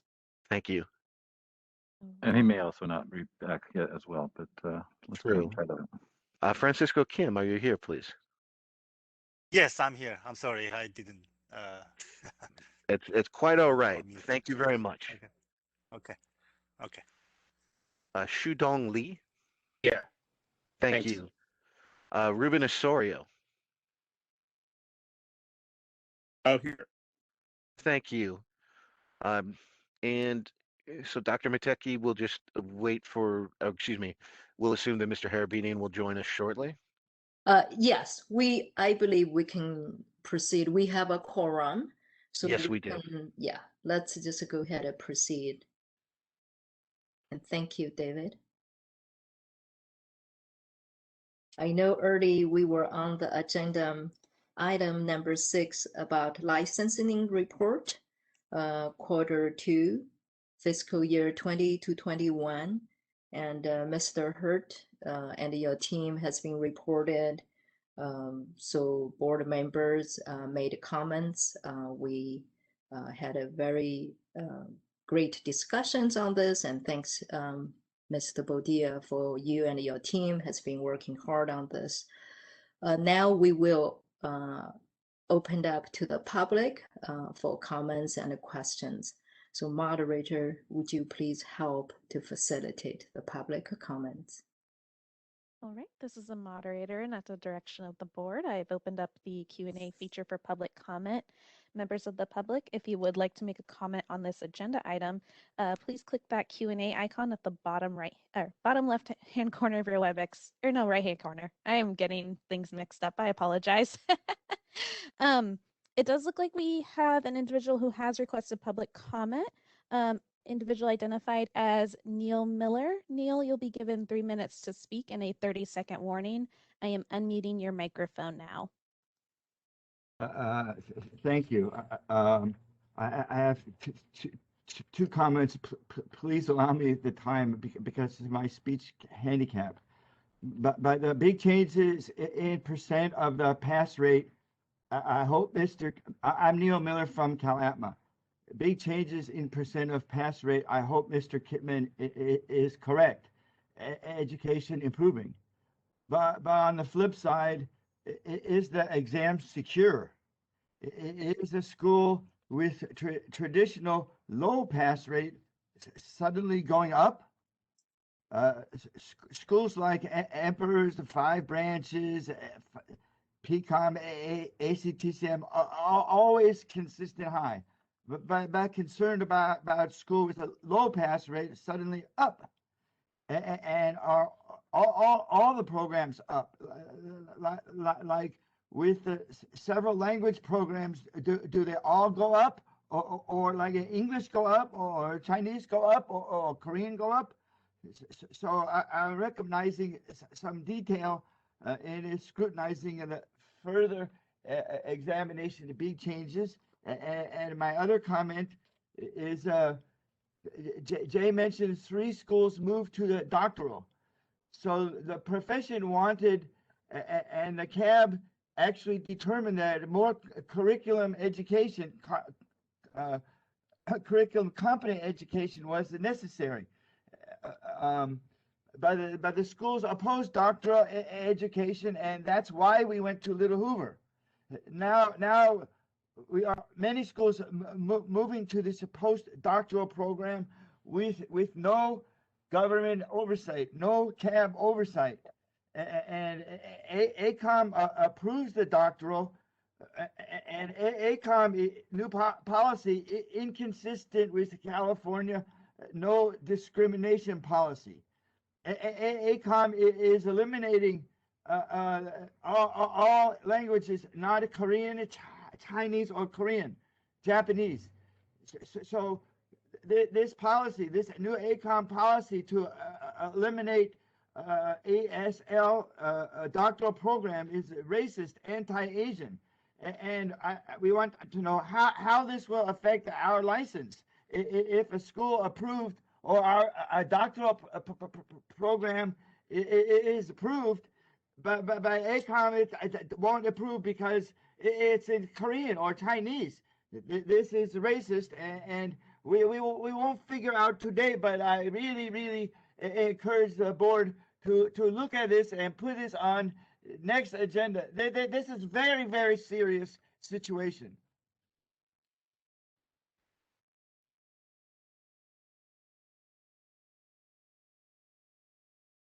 All right, this is the moderator. We'll move on to our next individual who has requested public comment. Individual identified as Jim. Jim, you'll be given 3 minutes to speak and a 30-second warning. I am unmuting your microphone now. Awesome. Thank you. Thank you again for the opportunity to speak. I apologize for speaking out of turn initially in the beginning of the process, but my comment is, as a consumer of acupuncture, I am very pleased and happy to hear the board, particularly on the last item agenda that Mr. Hurd was presenting. I feel very comfortable that the California board has the consumers' best interest at heart, led by the chairperson, maybe that's not the correct, the head of your group here, Dr. Matecki, again, Mr. Hurd. As a consumer, I'm very happy with the direction that the board is going. I think you're doing a fabulous job. And then just the last thing is the moderator. I don't know who you are, but you are doing a fabulous job. You are really helping us all out, especially on these unmuting processes. So congratulations, and I will talk more later.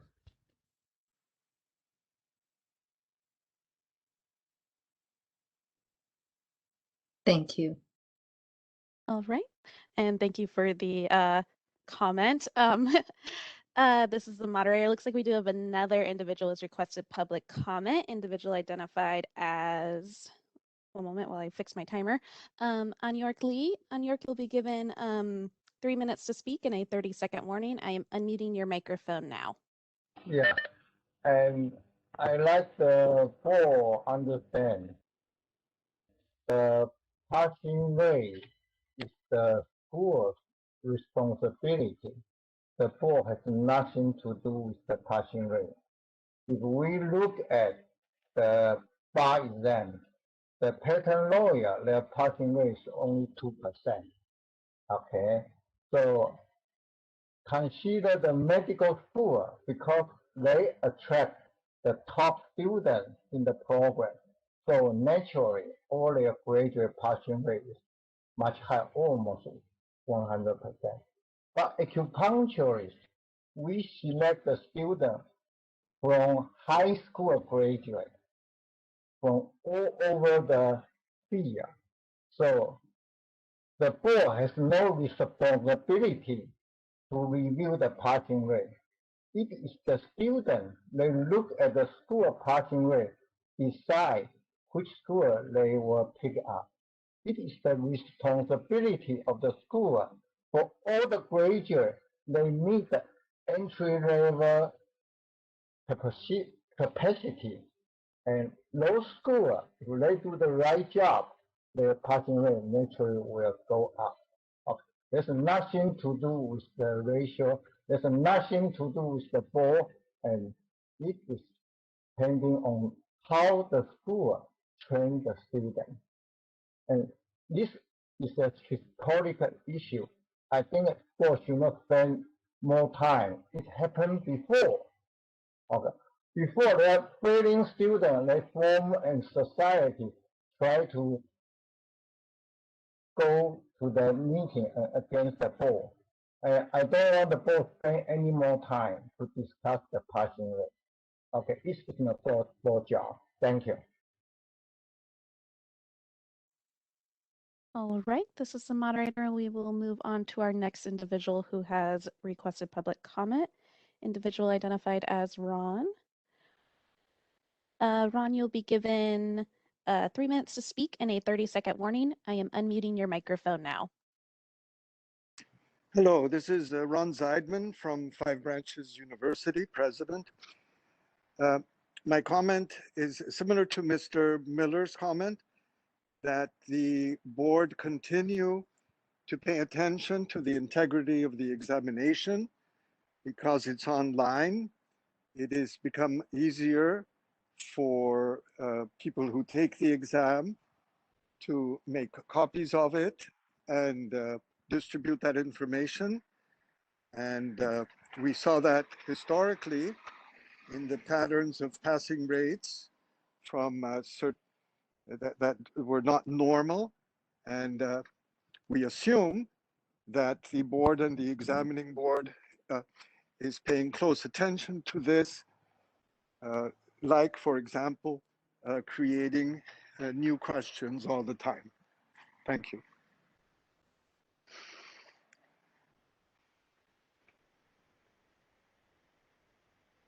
All right, this is the moderator, and looks like that was our last individual who has requested public comment. Would you like me to close that Q&A panel? Yes, please. All right, the Q&A panel is now closed. Thank you, moderator. So now let's move on to agenda item number 7. Enforcement report for Q2 fiscal year 2021. Ms. Cricket Burgess, enforcement coordinator, please.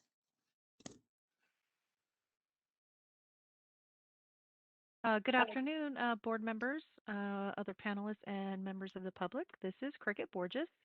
I am the enforcement coordinator for the board, and I'm here to go over the enforcement report with you for the second quarter of the 2021 fiscal year. The timeframes we will be looking at is October 1st, 2020 to December 31st of 2020. This first chart here shows how many complaints and convictions or arrests were received within the quarter. We've received 9 unprofessional conduct. We did a little bit of a breakdown so you can get kind of an idea of what those unprofessional conduct cases entail.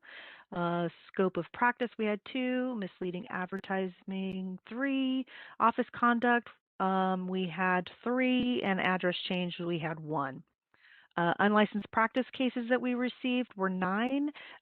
Sometimes these cases are reported and we're unable to identify the licensee, so we categorize them as unlicensed until we're able to determine if they actually hold a license, but we weren't able to verify them due to them using a fictitious name and not having it registered with the board.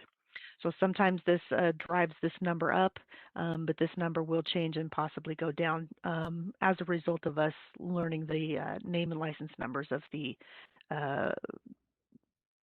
person that the complaint is registered against. We received 8 criminal charges / conviction notifications. 6 of them were from applicants. These are criminal history responses that are received when they submit their fingerprints during the process. 2 are subsequent arrest notifications for licensees. You'll see the next couple of categories: sexual misconduct and fraud. We had 0 for the second quarter. Non-jurisdictional jumped up to 8. We had 1 incompetence and negligence case, 1 for unsafe, unsanitary conditions, and the remaining 3, we had 0 complaints received. So these are specific to just complaints that are received within this quarter. Okay, do we have any questions about this chart?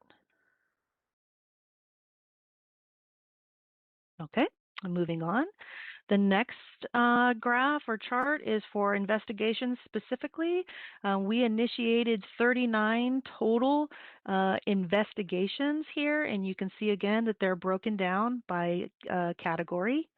The next column you'll see are the total number of investigations that were pending in December of 2020.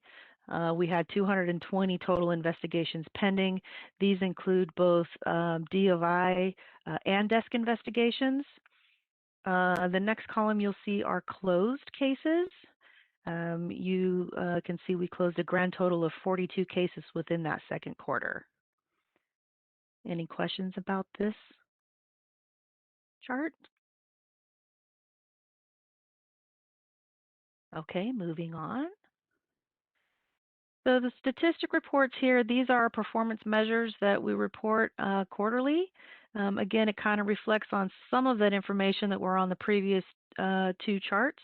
You'll see our total number of complaints received in quarter 2 were 28.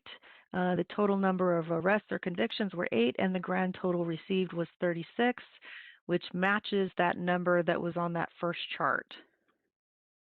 You'll see that our year-to-date in the final column on the right shows the grand total of complaints broken down within the fiscal year so far.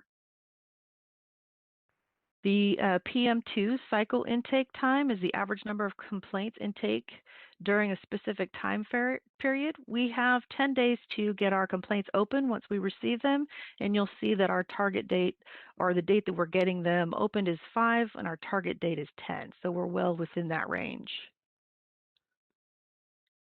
PM cycle 3 is the average number of days to complete the entire enforcement process from complaint intake for investigations that were not transmitted to the Attorney General for formal discipline. This includes the intake investigations and case outcome for non-AG formal discipline. You'll see for our quarter we were just a hair over our target day of 200 days. It took us 248 to average to get these cases, these 38 cases closed. The next chart you'll see shows the percent that reflects how many investigation cases were closed in the respective time frames. A good handful of them are up to the 90 days. You'll see that we jumped down to the 181 to 1 year. There's 6. 1 to 2 years, there's 10 cases. 2 to 3 years, 4, and over 3 years, there's 1.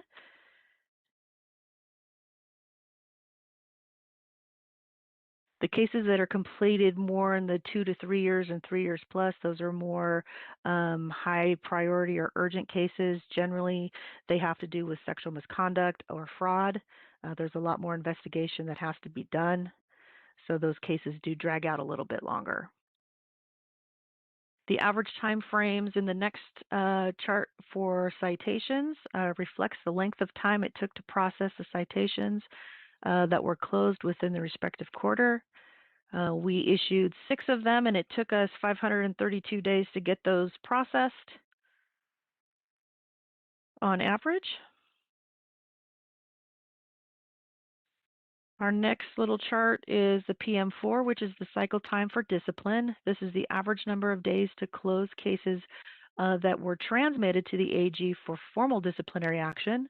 This includes formal discipline and closures without formal discipline, such as withdrawals, dismissals. These particular cases would go to the AG, and then the case would be withdrawn, or the AG would reject, or we would dismiss and not even go through, or the case was dismissed, didn't even obtain any disciplinary action. So if you look at the graph here, it shows that our target time is 540 days. And I want to point this out, both quarter 1 and 2, you'll see that the average number of time to close these cases is above the 540 days. I do want to explain to you that because we have a very small population of cases that are transmitted to the AG, 1 or 2 cases above that 540-day mark will drive these percentages up. I do want to assure you that these particular cases in quarter 2, there was 4 of them. They were of the higher priority or urgency of cases and did require more investigation to obtain that clear and convincing evidence. And these cases included fraud and sexual misconduct or sexual battery cases. So again, these cases here do take more time. They're more tedious. We need to, make sure we have all our T's crossed and our I's dotted to ensure that we can obtain the best possible outcome for the protection of the public. So in the chart below that, it breaks it down the cases that were initiated, cases pending. We didn't have any statement of issues that we filed. Those are for applicants. We didn't have any denials, and they did not. Because we didn't have any, there were no cases that actually requested a hearing, which would, the charging document would be a statement of issues. So for accusations, we filed 3, a grand total of 4 cases. We closed after transmission here. This matches the volume of AG cases up top that were closed. We revoked 1. We had 1 voluntary surrender, and 2 of them were placed on probation. So the chart next to that or below that, the percent represents how many cases already assigned for discipline were closed in a specific range. We only had 4 cases that closed, but you can see what the respective time frame was in which we actually closed those. Other legal actions for this quarter, we didn't have any PC-23 orders issued, and we also didn't have any interim suspension orders issued. And does any board members have any questions about my report?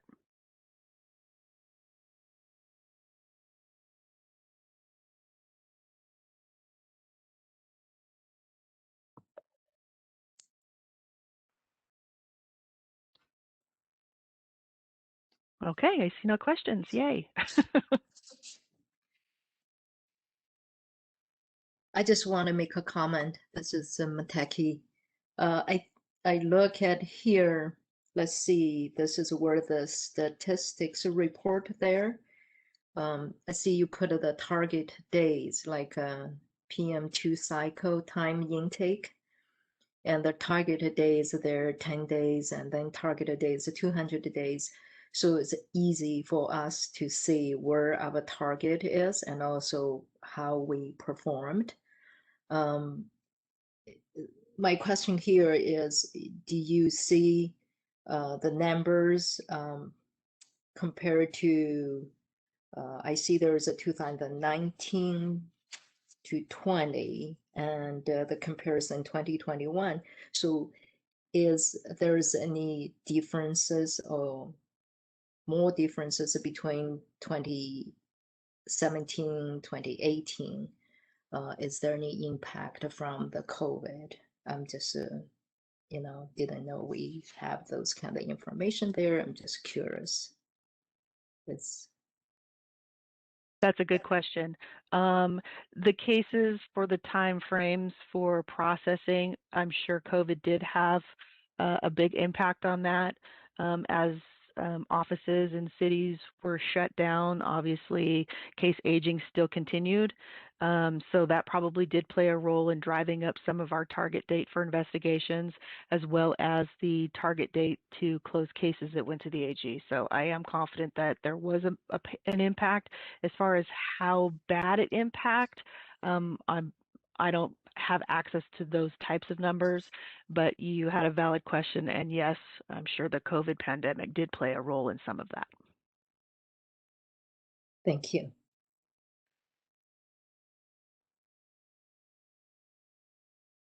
Any other board member have a comments? And thank you, Chris Cricket.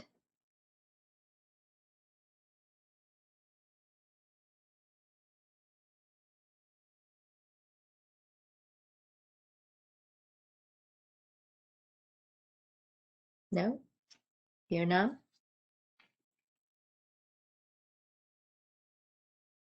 So shall we open up to the public for comments? This is the moderator. I saw a brief hand raise from board member Kim. I don't know if he still wants to comment or not. Yes.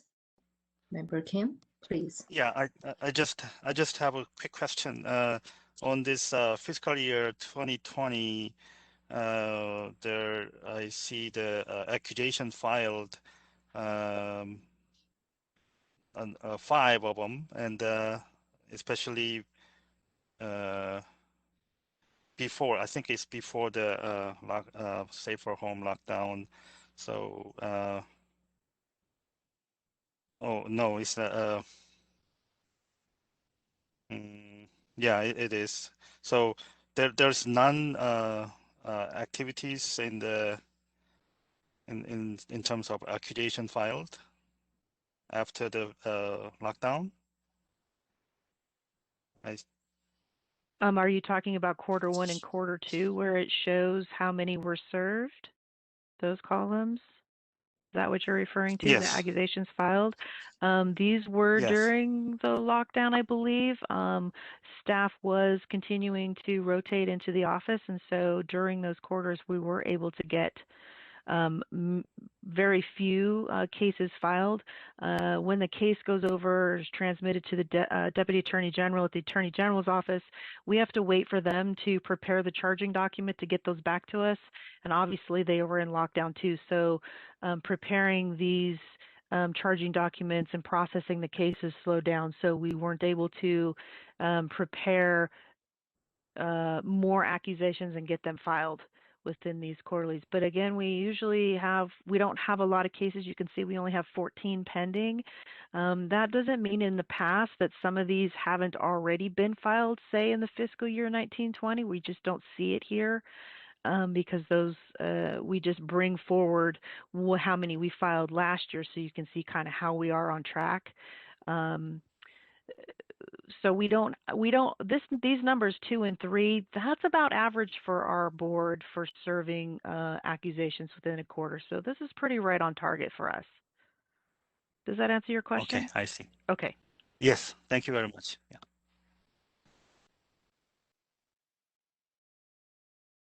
Thank you, Member Kim.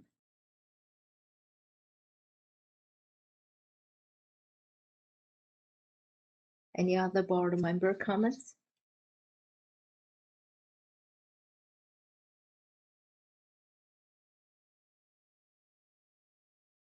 Hearing now. Okay, so we will open up to the public comment, but I'd like to make a statement here. I understand there is a public member need or required a little bit more time, so I would like to give, if the public member have any physical conditions, need a little bit of time, so please understand we will give you 5 minutes instead of the other members 3 minutes.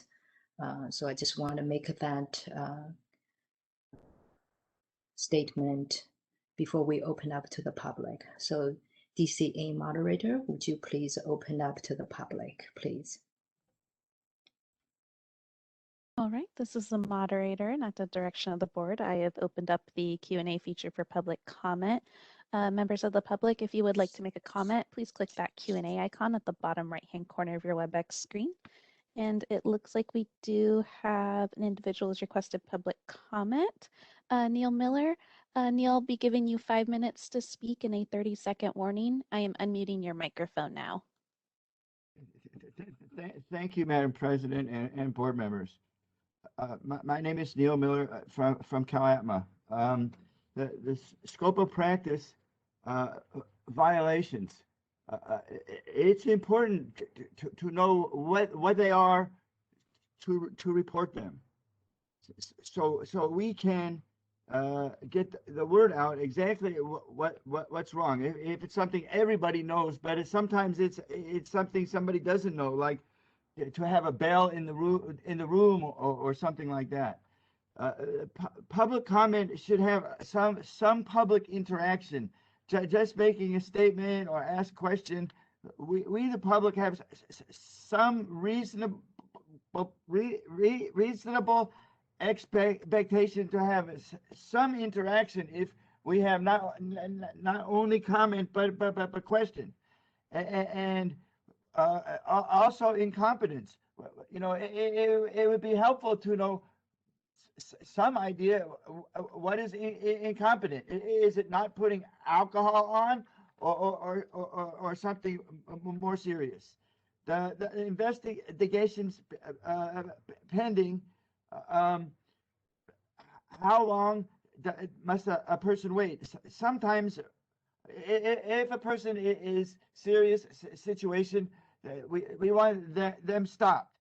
But sometimes there are frivolous complaints, and I know of a case that the city dismissed the case by the acupuncturist waiting for the acupuncture board to say something, and he or she is afraid to say something because they've been accused of something terrible, but the city dismissed.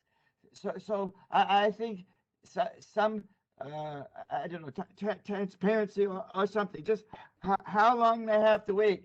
3 years for a person to wait seems hard. That also, the ADA lawsuits are against acupuncturists for violating America with disabilities. And so, is this unprofessional conduct or away from purview from CAB? So I want to know, the board put out fires, but we and I'm asking for many years. We need to do better fire prevention. We must do enforcement prevention. Most of these things are easy to fix, and CalAtma really want to help, but we need more detail, and we ask questions, or we want some more interaction with the board, not just comments, and that's it. Thank you.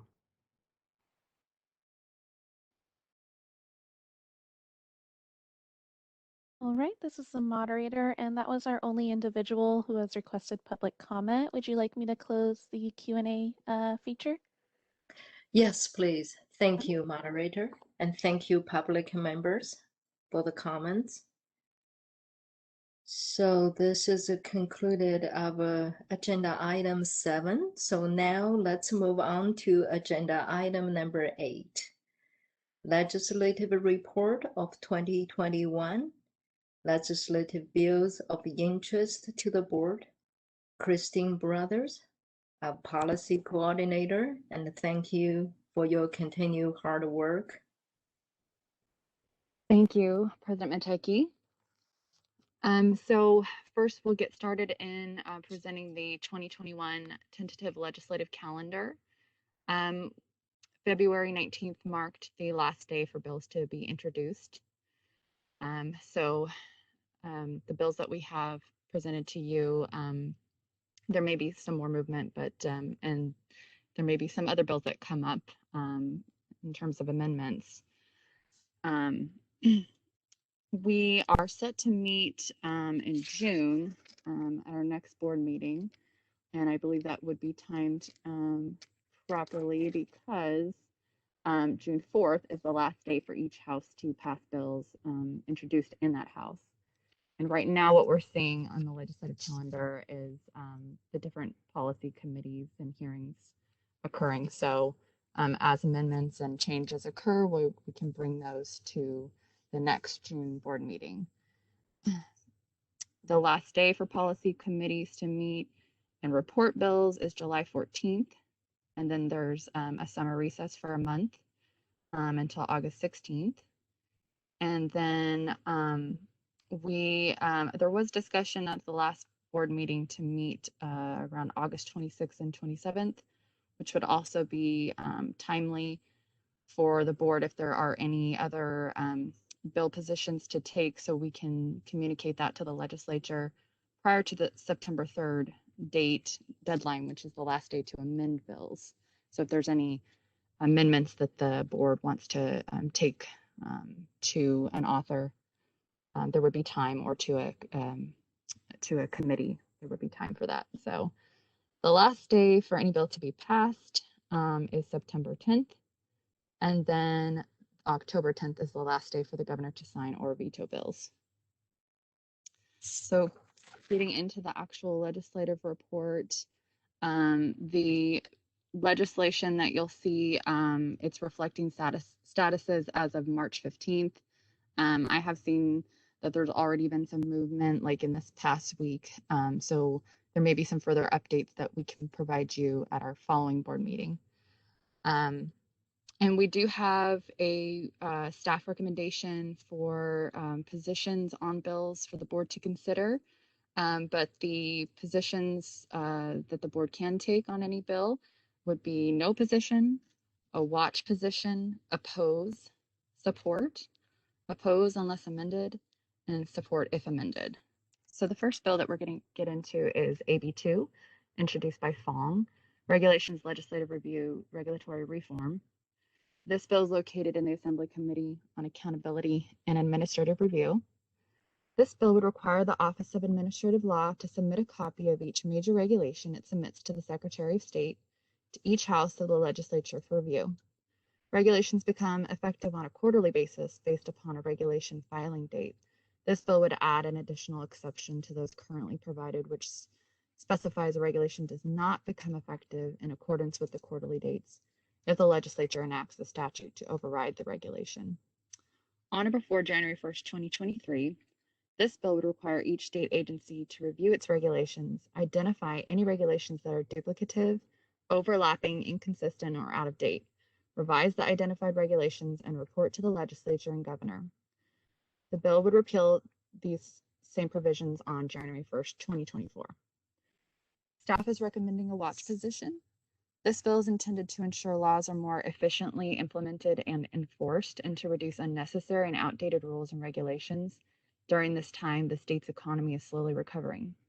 Staff regularly reviews its regulations and has identified regulations that are in need of revisions and repeals. The bill would create efficiencies with implementing such regulatory cleanup, given the deadline proposed by the legislature. It is unknown how agency will facilitate its review of all regulations adopted by its departments and how its reporting requirements will involve each department. However, it is likely the review and reporting will be initiated by Department of Consumer Affairs programs, and DCA will report to agency for compliance with the reporting requirements and deadlines specified within the bill. If the board chooses to make a motion and take a position, we do have some recommended motion language under each bill. So I'll pause here if board members have any discussion or want to make a motion to take a position.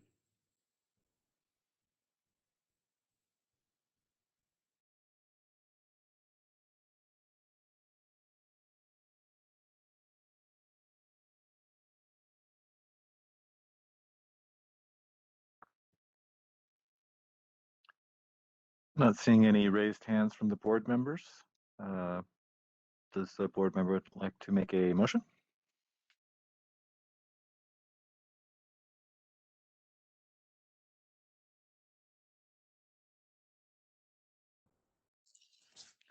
I think this is a Matecki, so I will take the staff recommendation watch, but would someone, do we need to make some kind of the motion language, or how should we address on this? I think, Christine, you did a great job to explain this, and I'm comfortable, this is just for discussion. I'm comfortable to take a watch position at the present time. That'd be great. And Dr. President Matecki, the recommended motion language is in the memo itself. If you'd like to go ahead and motion that. Okay, so I will start the motion then. I motion that the acupuncture board take a watch position on AB2 as introduced on December 7, 2020, for the reasons discussed by members and staff and as reflected in the staff memo. Yeah, I'm second. Let's keep in 10. Thank you. So do we do a roll call on this? I know. Open it up for public comment. Okay, let's do that. So moderator, please help. This is the moderator, and at the direction of the board, I have opened up the Q&A feature for public comment. Members of the public, if you would like to make a comment on this item, please click that icon with a question mark within a square located at the bottom right-hand corner of your WebEx screen. We currently have instructions up on the screen for your reference. And I'll go ahead and pause a moment to allow the public time to access that Q&A panel and submit their requests.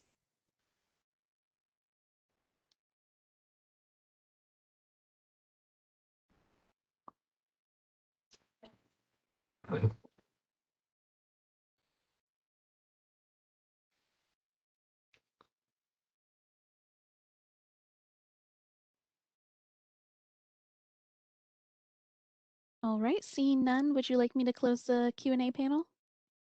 Yes, please. All right, Q&A panel is now closed. Thank you.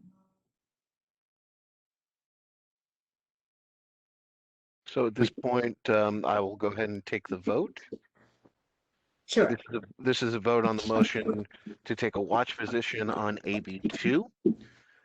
As I say your name, please unmute and let us know your position on the motion.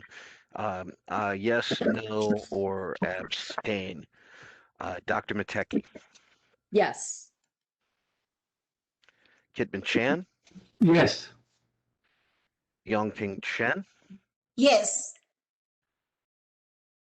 John Harabedian, are you with us? He's not yet. Okay, thank you. Sure. Francisco Kim. Yes. Thank you. Shudong Li. Yes. Thank you. And Ruben Osorio. Yes. As I have it, we have 6 votes in favor, none in opposition. The motion passes 6-0. Thank you, David. Thank you. So Christine, yes. Oh, Please yes. go ahead. Thank you. So I'll go ahead and move on to the next bill, which is AB 29, introduced by Cooper. State bodies and meetings. We actually have about 3 bills that have a common theme involving open meetings. So you'll see that. And this language actually may look familiar. It is very similar to legislation that was introduced last year. This bill is currently located in the Assembly Committee on Governmental Organization, and there are 3 main provisions of this bill.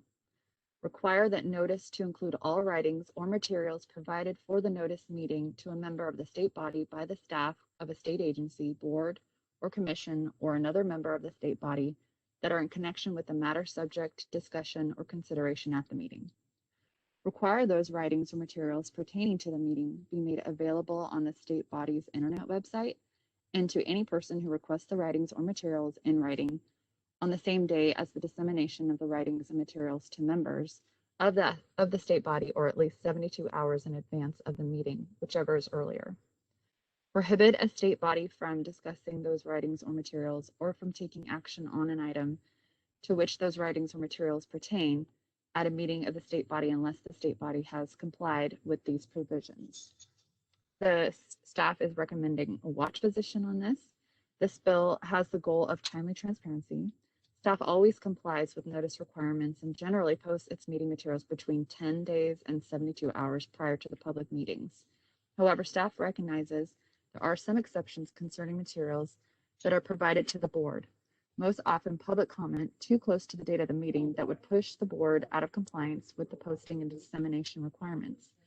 In addition, since the board relies on DC's internet team for posting and their request documents be provided 10 days in advance of posting, this puts staff in a bind with a burdensome production deadline resulting in documents posted the same day materials are disseminated to the board members. So there is some concern there with meeting those timelines.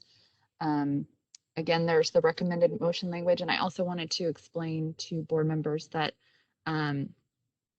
any position that is taken other than no position or watch is communicated to the legislature. We draft a letter and show that. So does anybody want to make a motion or have any questions?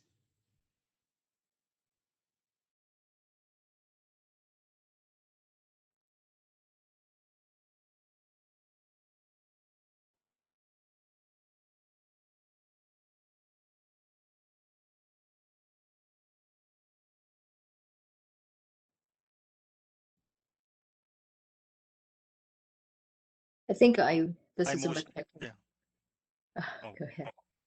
Yeah, I just want to yeah, make this a is, comment. Sorry. Member Kim, go ahead. no, I was going to make a motion, but you can go ahead and make a comment. Oh, okay. Yeah, I just, Christine, thank you for bringing this up. I've been working with our EO, Mr. Bodier, and the teams. Sometimes I see the timelines.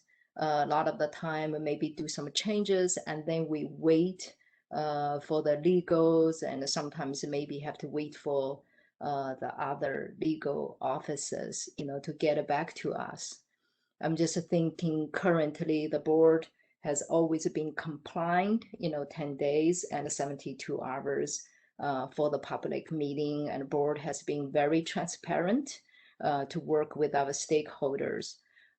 So I'm just, want to make a comment. I think currently it has been working with us, with our board. And, I like to see this just being watched because sometimes if those last minutes change, we only have a quarterly meetings.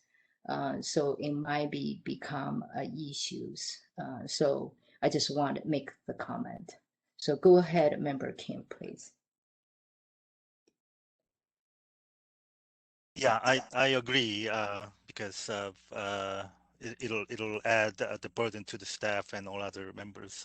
So I would make a motion that board to take a watch position on AB 29 as introduced on December 7th, 2020 for the reason discussed by the members and staff and as reflected in the staff memo.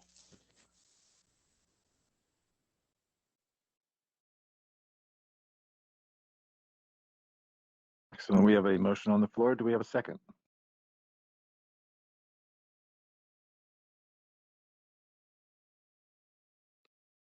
I second. Go ahead. Oh, I'm sorry, Mr. Sora, right? Who's the one speak? Oh, Member Chen. Yes, I second that. Oh, good. Okay. Member Soria, second. So David, you want to do a roll call, please? Of course. Point of order, Madam President, if we could open it up for public comment now that we've made a motion. Okay, thank you. Yes, moderator, would you please open up for the public comment? Thank you. This is the moderator, and at the direction of the board, I have opened up the Q&A feature for public comment. Members of the public, if you would like to make a comment on this item, please click that icon with a question mark within a square located at the bottom right-hand corner of your WebEx screen. I'll go ahead and pause a moment to allow the public time to access the Q&A panel and submit their requests.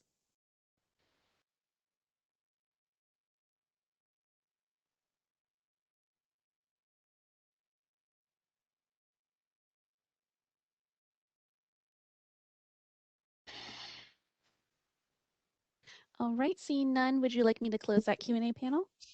Yes, please. Thank you, moderator. Q&A panel is now closed. Thank you. Okay, David, so please go ahead and do the roll call.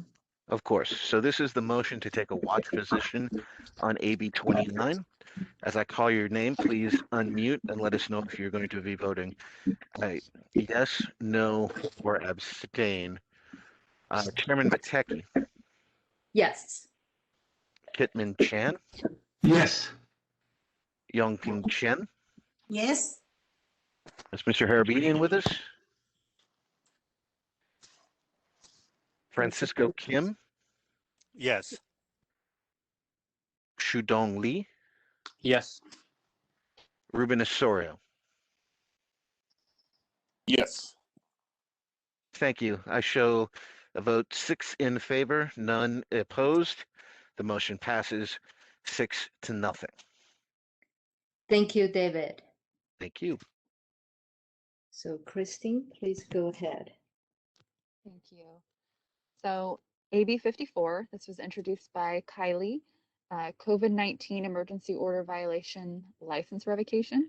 The status on this is it's located in the Assembly Committee on Business and Professions and the Assembly Committee on Governmental Organization. This bill would prohibit DCA, a board within DCA, and the Department of Alcoholic Beverage Control from revoking a license for failure to comply with any COVID-19 emergency orders unless the board or department can prove that lack of compliance resulted in transmission of COVID-19. This bill would declare that it is to take effect immediately as an urgency statute. Staff is recommending a watch position on this. This bill has been introduced in order to protect businesses, including small businesses, which continue to make significant contributions to economic security, which help ensure public safety during the COVID-19 pandemic. The bill's author proposes the statute take effect as soon as possible, as it is deemed necessary given the state of the economy and the affected businesses. Staff does not estimate the provisions of this bill to be a significant impact, given the small volume of complaints the board has seen thus far related to compliance with COVID-19 emergency orders. In addition, staff has learned through similar legislation in SB 102 that healing arts boards have been excluded on that bill. And so these kinds of bills may just be intended for the business boards and bureaus.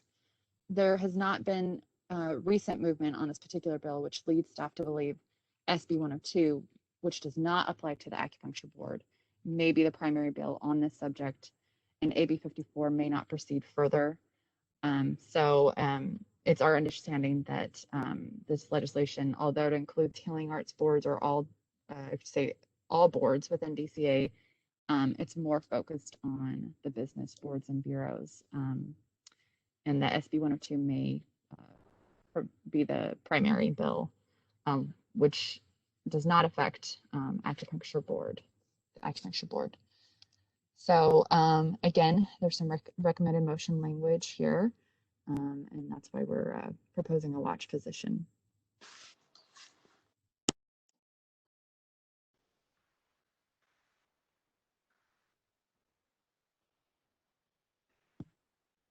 Does a board member want to make a motion?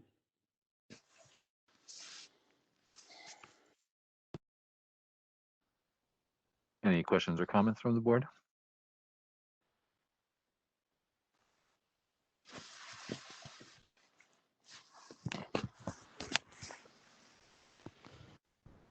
Hearing none, would a board member like to make a motion? Yeah, this is Kim and Chan. I'd like to make a motion to Acupuncture Board to take a watch position on the AB 54 as introduced in December 7, year 2020. And the report is discussed by the member and the staff as reflected in the staff memo. I second. Thank you. So do we take a roll call now? And let's open up to the public first. So moderator, please open up to the public. This is the moderator, and at the direction of the board, I have opened up the Q&A feature for public comment. Members of the public, if you would like to make a comment on this item, please click that Q&A icon at the bottom right-hand corner of your WebEx screen. I'll go ahead and pause a moment to allow the public time to access the Q&A panel and submit their requests.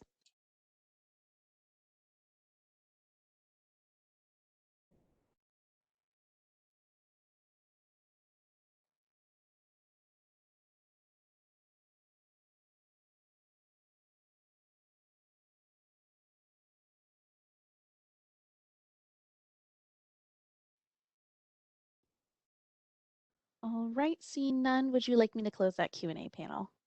Yes, please, moderator. All right.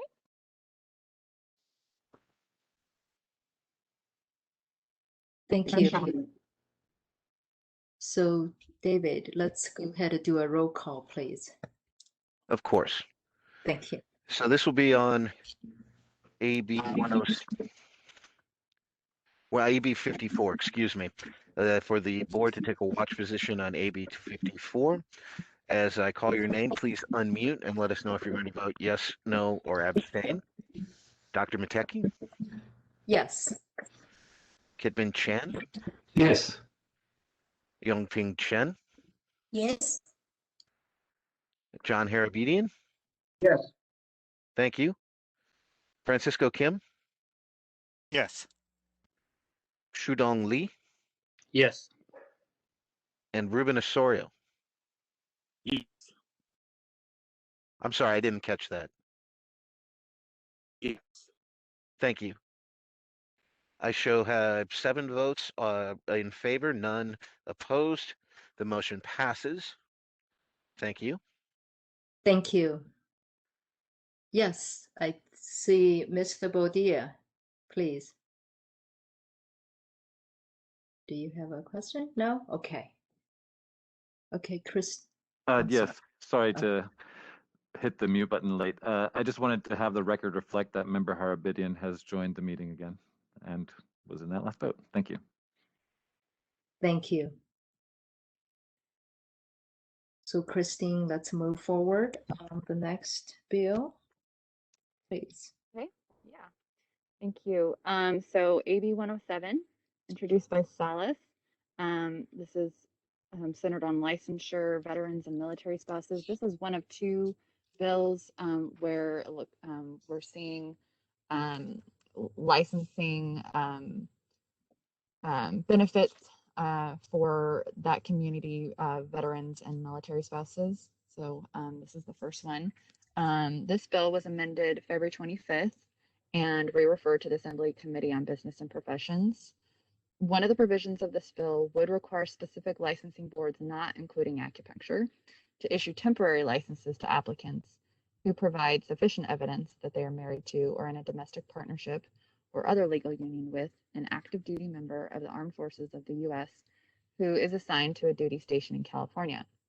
The portion of the bill that does apply to the acupuncture board is establishing reciprocity with other states for licensure for those applicants who meet the specified criteria.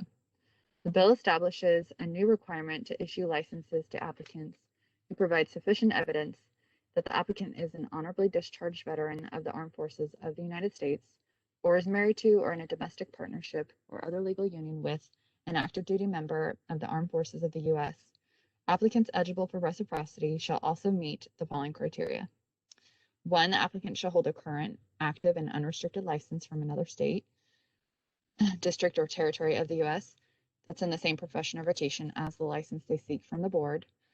2, the applicant shall submit an application to the board attesting that they meet the licensing requirements. 3, the applicant shall not have committed an act in any jurisdiction that would have constituted grounds for denial. suspension or revocation of the license under this code. 4, the applicant shall not have been disciplined by a licensing entity in another jurisdiction and shall not be the direct subject of an unresolved complaint, review procedure, or disciplinary proceeding conducted by a licensing entity in another jurisdiction.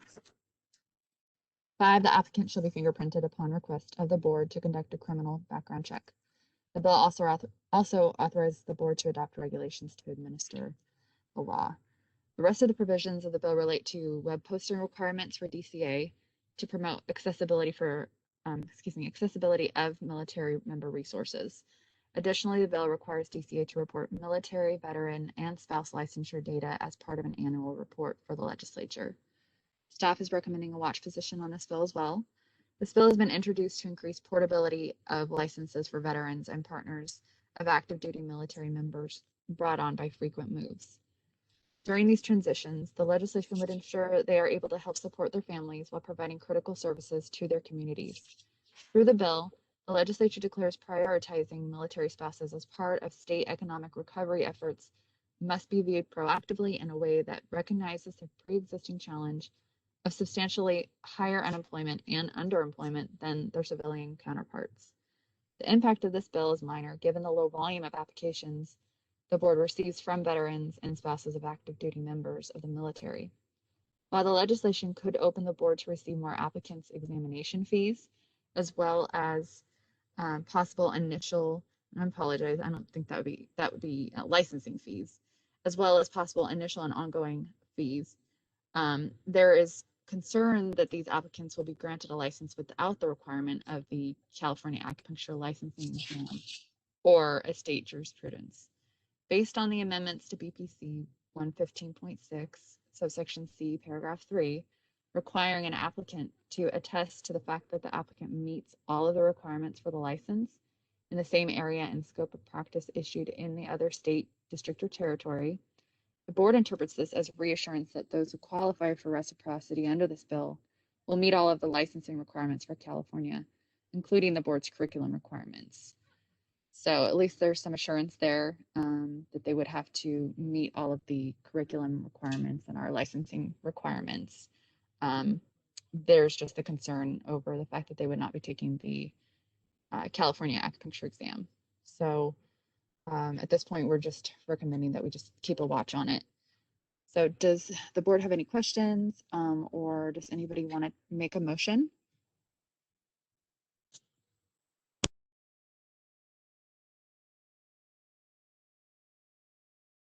I'll move to approve the recommendation for watch. I think Yang Ping Chen has her hand up. Yes, thank you, moderator. Yes. I like to make a motion. So I move that the acupuncture board take a watch position on AB 107 series as amended on February 25th, 2021 for the reasons discussed by members and the staff and as reflected in the staff memo. Member Harabidian, since you also raised your voice, would you like to second that? Yes. Second. Excellent. Thank you. Thank you. Thank you. So let's open up to the public for comment, please. Moderator, thank you very much for your help here. This is the moderator, and at the direction of the board, I've opened up the Q&A feature for public comment. Members of the public, if you would like to make a comment on this item, please click that icon with a question mark within a square located at the bottom right-hand corner of your WebEx screen. I'll go ahead and pause a moment to allow the public time to access the Q&A panel and submit their requests.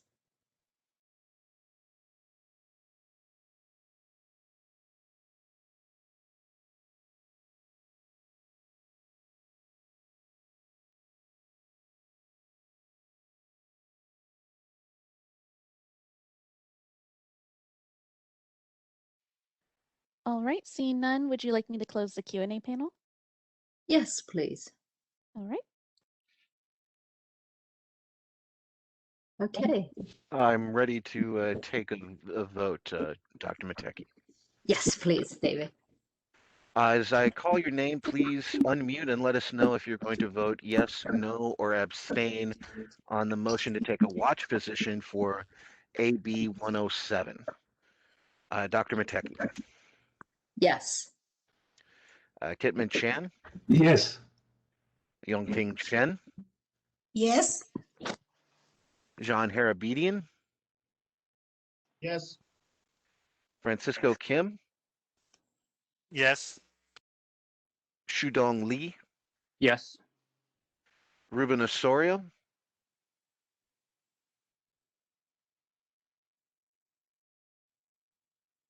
Yeah.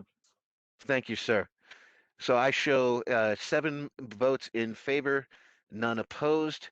The motion carries. Motion passes, excuse me. Thank you, David. Thank you. So Christine, please. Thank you. Moving on to AB 339, introduced by Lee. This is our second bill on open meetings. It's not yet scheduled to be heard in committee. That may have changed though since we last checked March 15th.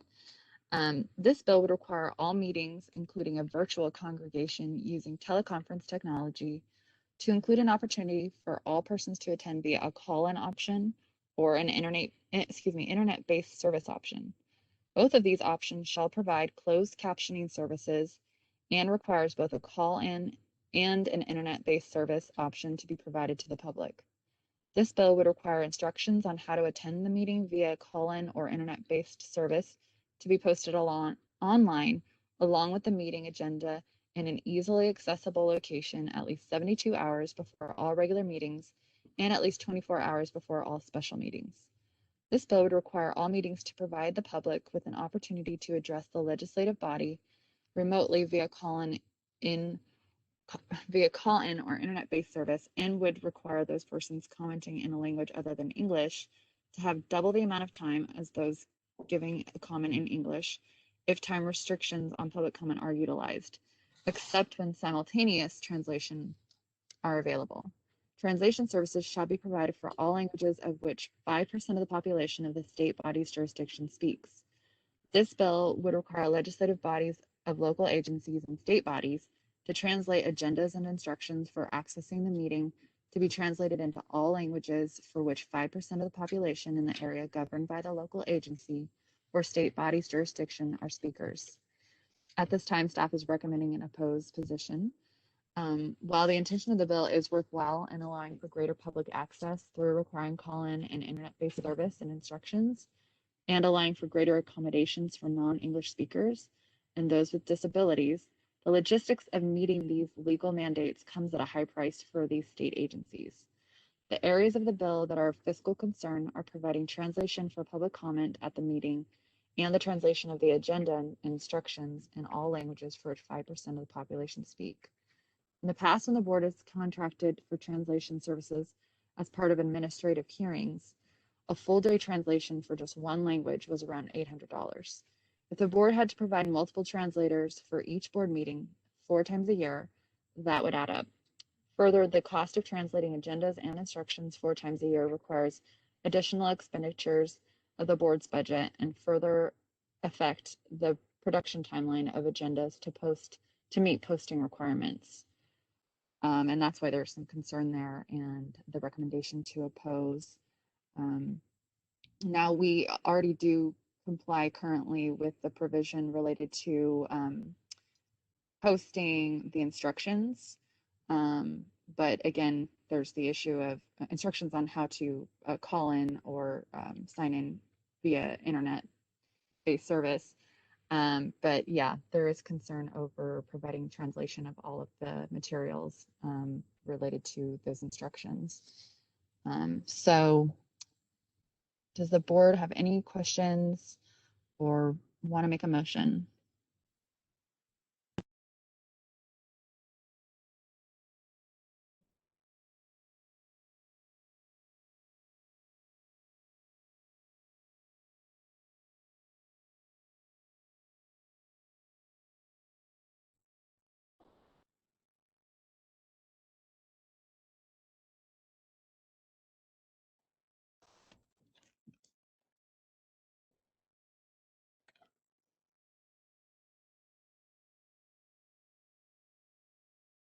Yeah, this is a Matecki. Oh, Ben? No, go ahead, Dr. Matecki. Okay, okay. Yes. I agree with the staff recommendation. I think, the cost for the 5% of the population. So at the present time, I think I will go with oppose. So I can make the motion if no other member want to make a comments. Any other member want to make a comments?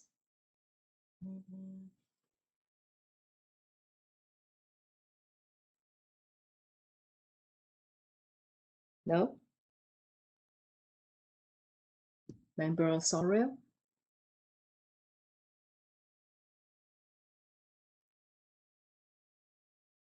I think you're on mute.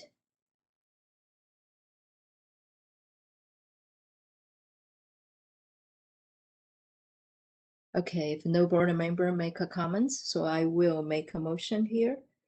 I motion that the acupuncture board take opposed position on AB 339 Lee as introduced on January 28, 2021 for the reasons discussed by members and staff and as reflected in the staff memo.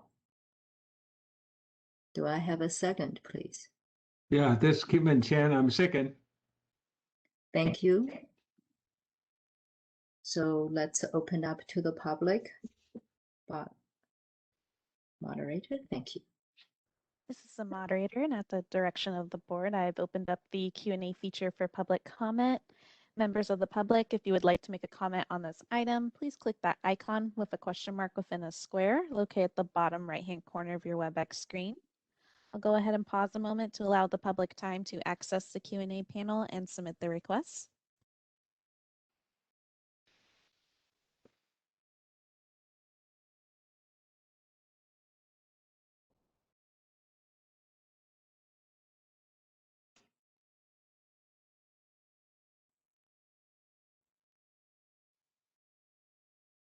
All right, seeing none, would you like me to close the Q&A panel? Yes, please, moderator. Okay, David. Yes. I am ready to take the vote. Okay. This is on the motion to take an opposed position to Assembly Bill 339. As I call your name, please let me know if you would like to vote yes, no, or abstain after you've unmuted, of course. Dr. Matecki. Yes. Hitman Chan. Yes. Yongping Chen. Yes. John Harabedian.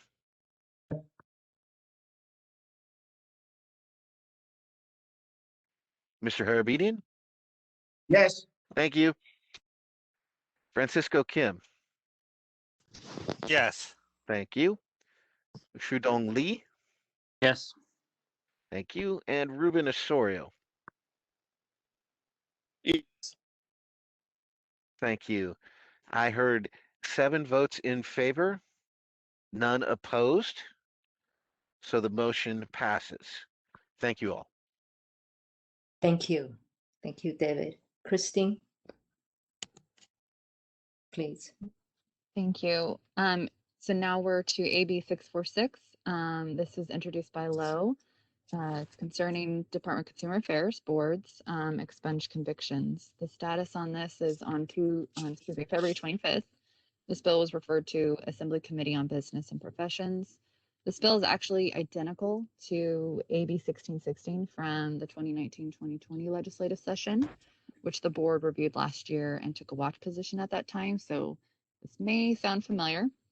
AB 646 would require programs under DCA that post information on its website about a revoked license due to a criminal conviction to post notification of an expungement within 90 days of the board receiving an expungement order related to the conviction for those who reapply for licensure or are relicensed. Additionally, the bill would require boards on receiving an expungement order to remove the initial posting on its website that the person's license was revoked and information regarding arrest charges and convictions if the person is not currently licensed and does not reapply for licensure. The person seeking the change in either case must pay to the board a $50 fee unless a different amount is determined by the board to cover their administrative costs of these requirements. At this time, staff is recommending a watch position. This bill is designed to reduce employment barriers for people with previous criminal records who have been rehabilitated and whose conviction has been dismissed or expunged through the judicial process. I do want to note that the bill for those revoked licensees who don't obtain a new license or get relicensed, their history, their discipline history, those documents would be removed from the website. That is what it's proposing. If they did get relicensed, then it's just posting the expungement order. There's already a process in place for licensees to establish they are rehabilitated through a petition for reinstatement of a revoked license with the board. It is through this administrative process the board can separately make a determination if a licensee is rehabilitated, since the court system may have different criteria than the board. The licensee's expungement is taken into consideration at this time, and the board's disciplinary action, which is separate from the court's action, can be reconsidered. However, there is no process in place where the licensee's disciplinary documents are removed. Although the revocation imposed by the board resulted from a conviction, it is a distinct action, the license unrelated to the licensee's criminal record. The purpose of having a licensee's disciplinary actions on the board's website is to allow the consumer to see the nature of the violation so they can make an informed decision when choosing their provider.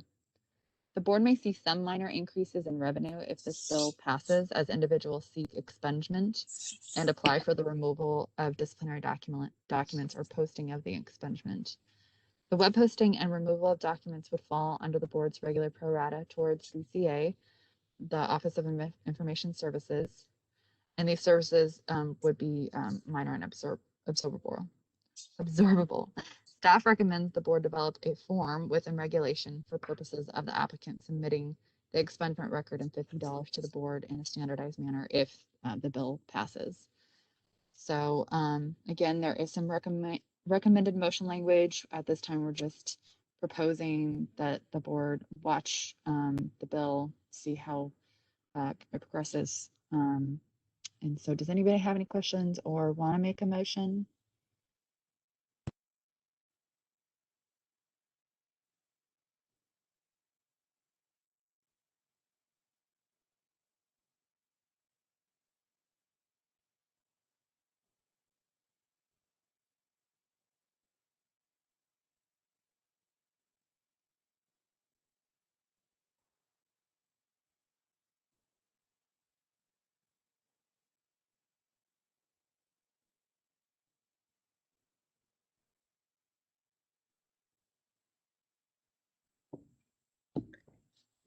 Board members, anyone would like to make a comment or would you like to make a motion?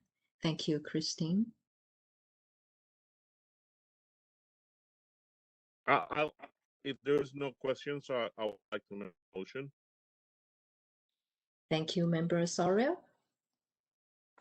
I motion the Acupuncture Board watch position on AB 646 law has introduced on February 12th for the reasons discussed and staff and it reflected in the staff memo. Second. Thank you. Thank you, Member Harabindin. So we have a motion by Member Osorio and a second by Harabindin. So let's open up to the public for comments, please. Thank you, moderator.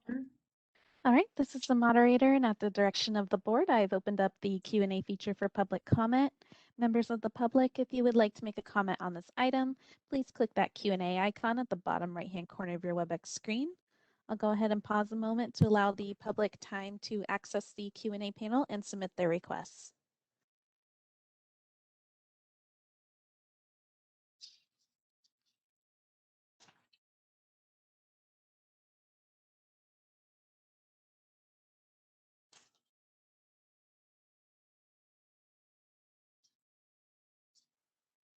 All right, seeing none, would you like me to close that Q&A panel? Yes, please, moderator. All right. Thank you. Okay. I'm ready to take the vote, Chairman, Dr. Yes. Matecki. Yes, please. So at this point, we are going to be voting on the watch motion for AB 646. As I call your name, please unmute and let us know if you're going to vote yes, no, or abstain. Dr. Matecki, Yes. Kitman Chan, Yes. Yongping Chen, Yes. John Harabedian,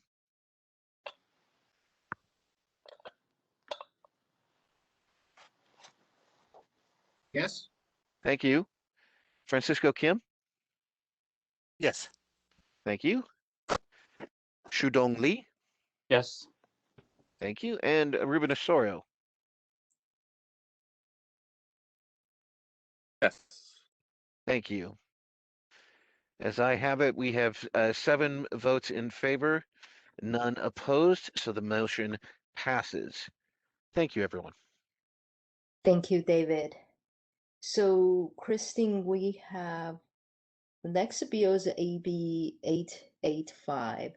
So I just wanted to see after the AB 885, and we will take a break before we start AB 918. So go ahead, Christine, please. Okay, thank you. Thank you. AB 885 was introduced by Quirk, and this is that third bill centered on Open Meeting Act, Bagley-Keene Open Meeting Act, specific to teleconferencing. On February 25th, the bill was referred to Assembly Committee on Governmental Operations. This bill would require a state body that conducts a meeting or proceeding by teleconference to make the portion that is required to be open to the public both audibly and visually observable. This bill would extend the above requirements of meetings of multi-member advisory bodies that are held by teleconference to meetings of all multi-member state bodies. The bill would further require any body that is to adjourn and reconvene a meeting on the same day to communicate how a member of the public may both audibly and visually observe the meeting. Right now, staff is recommending a watch position. The intention of the bill is to provide additional means other than just audio when meetings are conducted remotely. Given the wide use of platforms like WebEx, Zoom, and Microsoft Teams that have cameras and other visual aids via screen sharing, holding open meetings where the public can observe audibly and visually should not be a problem. Providing more access to the public for participation and observation of the board conducting business is the goal of expanding the platform of the meetings. The only constraint could be the bandwidth supported by our OIS service if too many videos are connected at once. However, if only board members and staff utilize cameras, compliance with this bill could be manageable. And I do want to point out that the bill language is vague with what they mean by visually observable. I don't know if that would just mean like what we have currently with screenshots or presentation slides, or would that be us turning on our cameras? That part I'm not sure of. So that is why we have a recommendation right now of watch. If anybody has any questions or if anybody wants to take a position or sorry, a motion, please do so.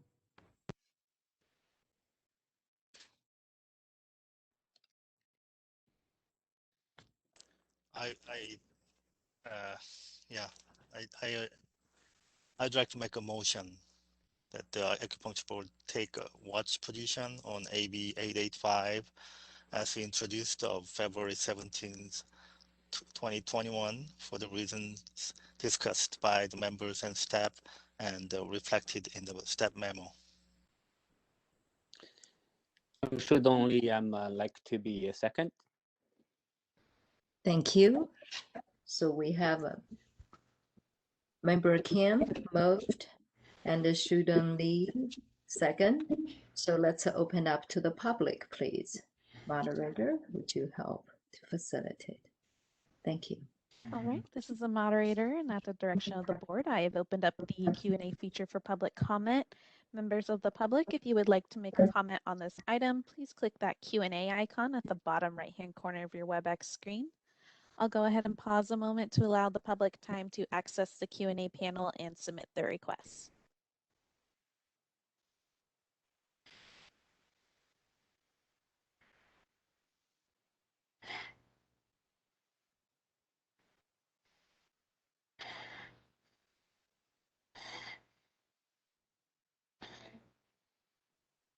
All right, seeing none, would you like me to close that Q&A panel? Yes, please. All right. Thank you, moderator. So before we move to the next one, we would like to take, now is a 301. I apologize, Dr. Matecki, for interrupting, but we would need to take the vote. Oh, I'm sorry. Yes, yes. I'm loath to prevent people from taking a break, but we do need to take a vote. So Thank you. the motion is for the watch position on AB 885. As I call your name, please let it unmute and let us know whether you'll be voting yes, no, or abstain. Dr. Matecki. Yes. Kitman Shan. Yes. Yongfeng Chen. Yes. John Harabedian. Yes. Francisco Kim. Yes. Shudong Lee. Yes. And Ruben Osorio.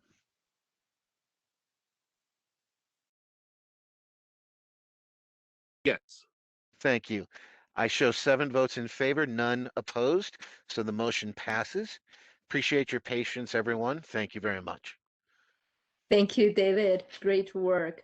So now is 302, and would like to see we reconnected at 3:15.